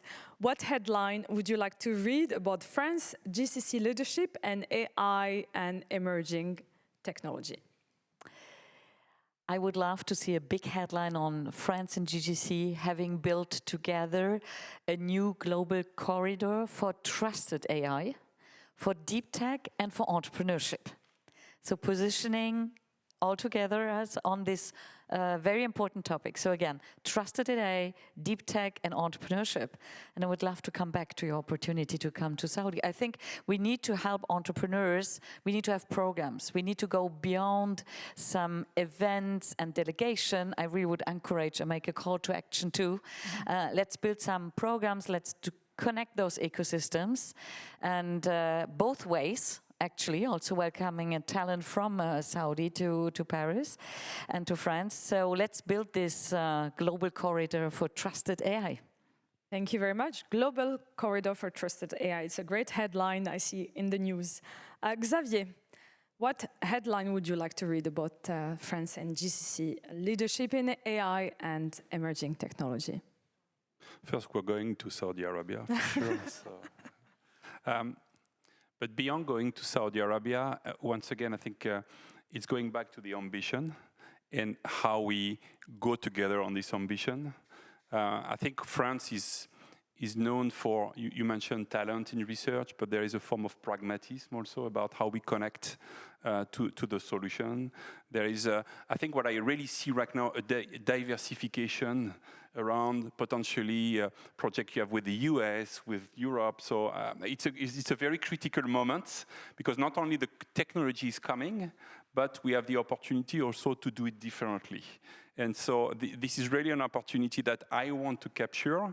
And I think with the community we have, it's more than now 50,000 people, which are really connecting. We have a network that can really learn from each other, expose ourselves to effectively differences, different ways of seeing things, and create effectively what's going to be the future in the next 20 years. For me, this technology leadership is coming through this. That's my proposal. Thank you very much. I see some partnership being drafted here on the stage. Massimo, what will be the headline you would like to read? Well, as a in deep 2030. Tech, as a deep tech entrepreneur, I do think so. We need even more capital. So, and this is a sentence I keep in mind always. So Jeff Bezos was saying, why the US we are the worldwide champion for building startup. It's because we're ready to put 50 million on a project that has 10% chance to succeed. And I think, again, SpaceX is a good example. But my dream for this few coming years is definitely joining the forces in between GCC region and Saudi and Europe, because here in Europe, again, we have beautiful talents, exceptional research scientists, R&D labs, and GCC region has also a lot of capital and a lot of to offer. So my dream is, again, to have more and more partnership, deep partnership in between those two regions. And I think we can make something absolutely exceptional in between those two regions. Absolutely, and talent is something. They have young talent in Saudi as well, so I see a good, shared talent. Paul, what headline would you like to see in 2030? What's your vision?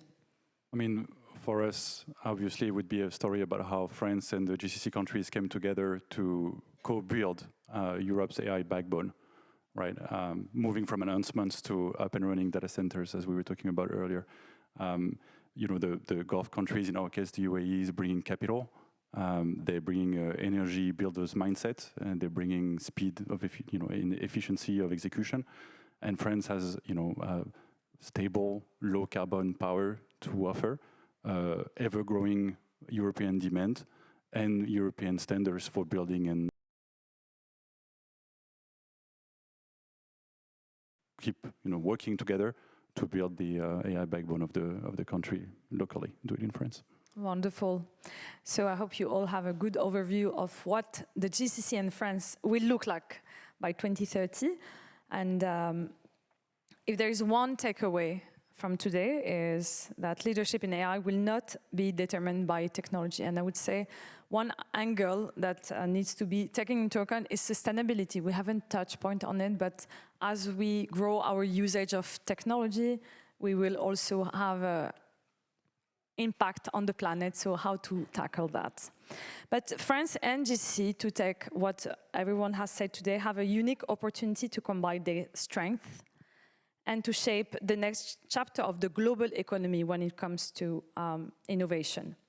So before I open the floor, I'd like to thank everyone for listening to the panel.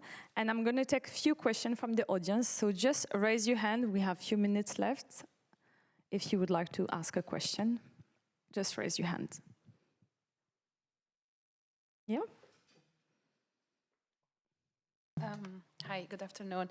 I'm here. I'm representing the American Chamber of Commerce. I'm Cham, Kuwait. My question is, it's so nice and it's very encouraging that we see this AI and the transformation, but I can tell that the human capital is a kind of underestimated in terms of change management. Is there any change management strategy, training, going along with any business transformation? Because again, the human capital and building capacity, it's important and strategic. Thank you very much. Inger, you would like to? Thank you very much for the question. I just start and then I hand over. I would say education, education, education. But more seriously, I totally agree with you. There's a very important part of the human and the transformation we need to do. It's about technology, as we mentioned. It's about business transformation, and it's also about the transformation of the leaders of tomorrow and the whole talents we have. So I think education is a big part of it, and that we need to bring everybody in this new area, which is, I think, the biggest challenge, not to leave too much people behind. So I think there's a collective engagement we will need to invest in talent. Education is not a cost, it's an investment. And I totally agree with you, there's a big challenge in front of us, and we need to handle this all together very carefully, because otherwise we won't live in the same world anymore. And I don't know if somebody would like to add. I can just add one thing. First, those technologies are very immersive, so it's not like there is only like you're doing, you're a data scientist and you're learning AI because you're a data scientist. I think this has implications from hardware to software to middleware to the way we bring this to the business. So there is definitely a culture that we need to develop on how those technologies are developed, consumed. The second element, and I want to go back to this, we tend to talk about the specialists, but it starts with the executives. It starts with the transformation, the inspiration, the vision, the direction we set, because if we do a good job there, then we can effectively engage all the generations. And we see, in fact, I go back to quantum, but I see very young individuals in high school getting interested and going on internet and train themselves, So once again, if you have to show role model, we need more women in those industries and do a good job. So people like me, we need to give some space and make sure that we ramp up this diversity we need effectively to innovate. Thank you very much. So a lot of work to do on the talent side. Yes. And on the mindset, starting from the top, Always. Legacy, yeah. Yeah, show leadership, show clarity, show ambition, and create empowerment for people effectively to have a space to grow. Thank you very much. I hope that answers your question. Another question?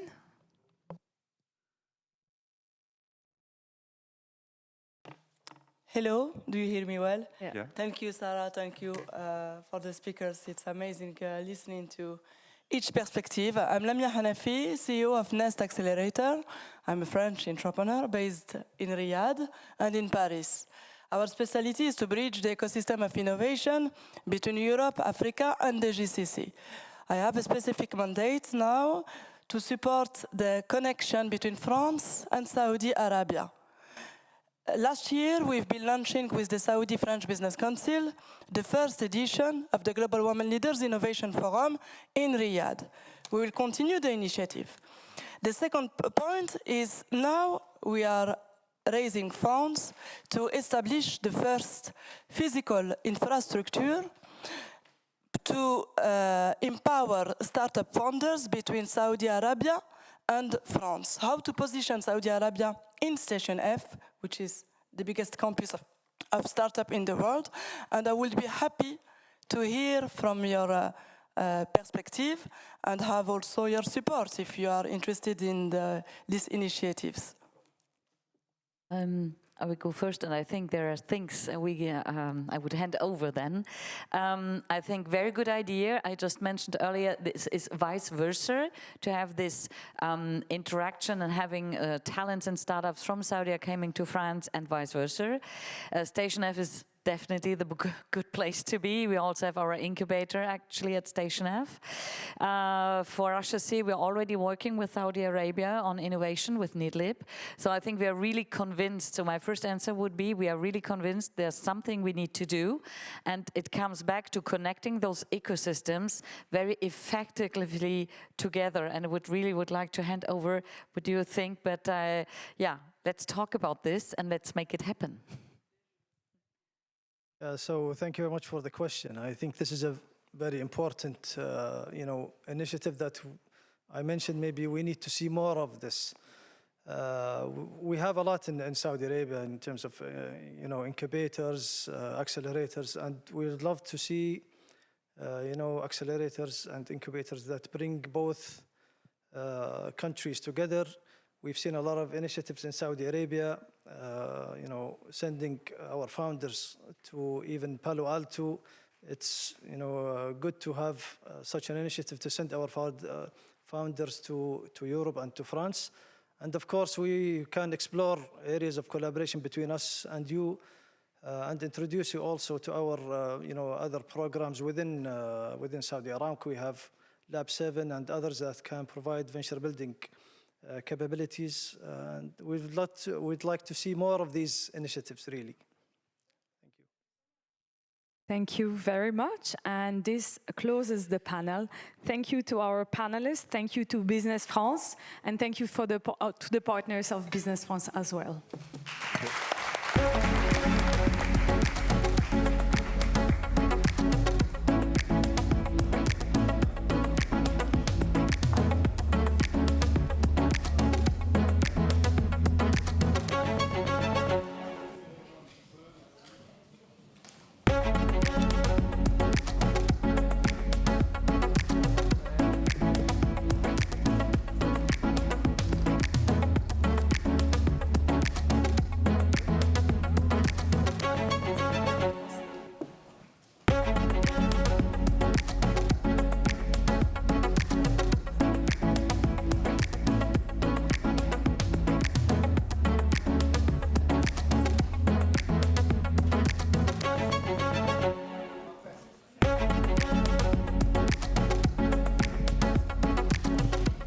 Thank you very much.